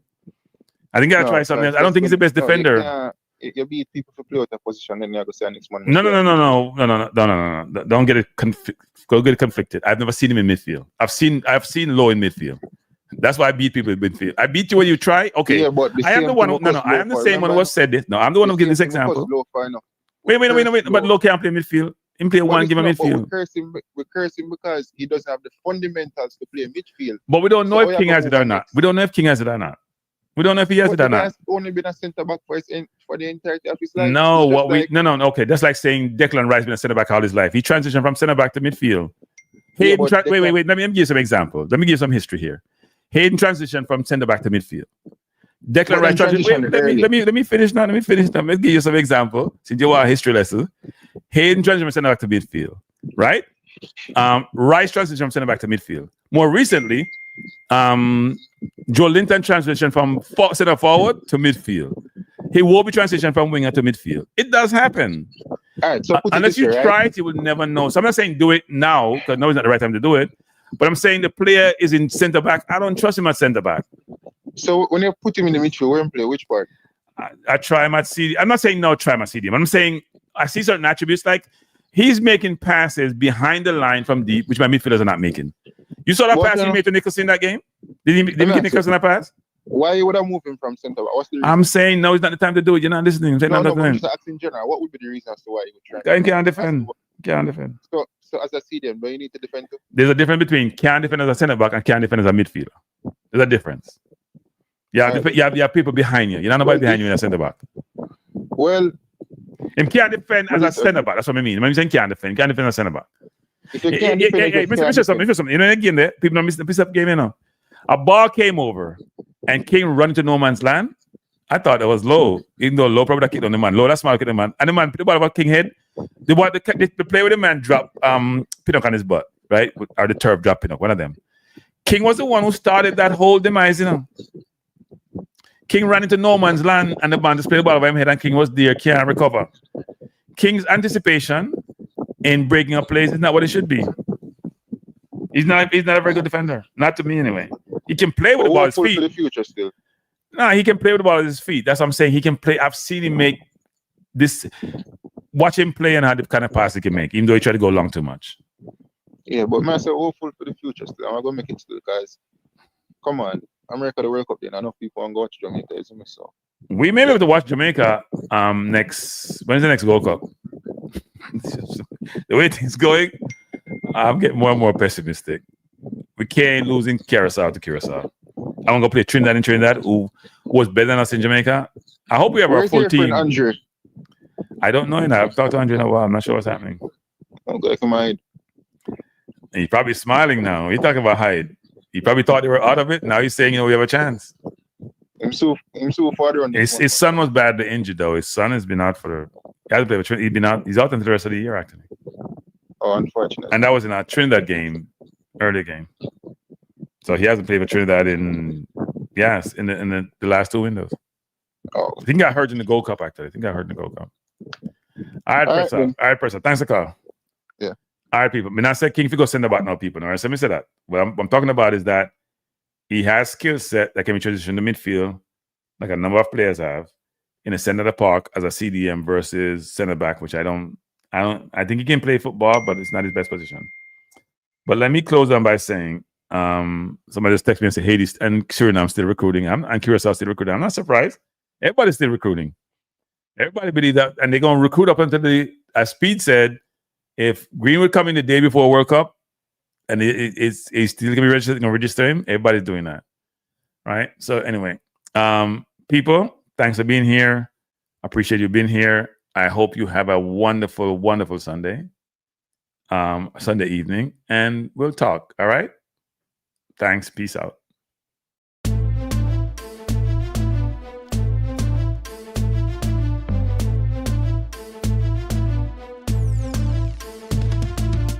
Frankie Life is the best to be now. For the best sports talk and it's free, yo. Frankie Life will be your guiding light by keeping you informed both day and night.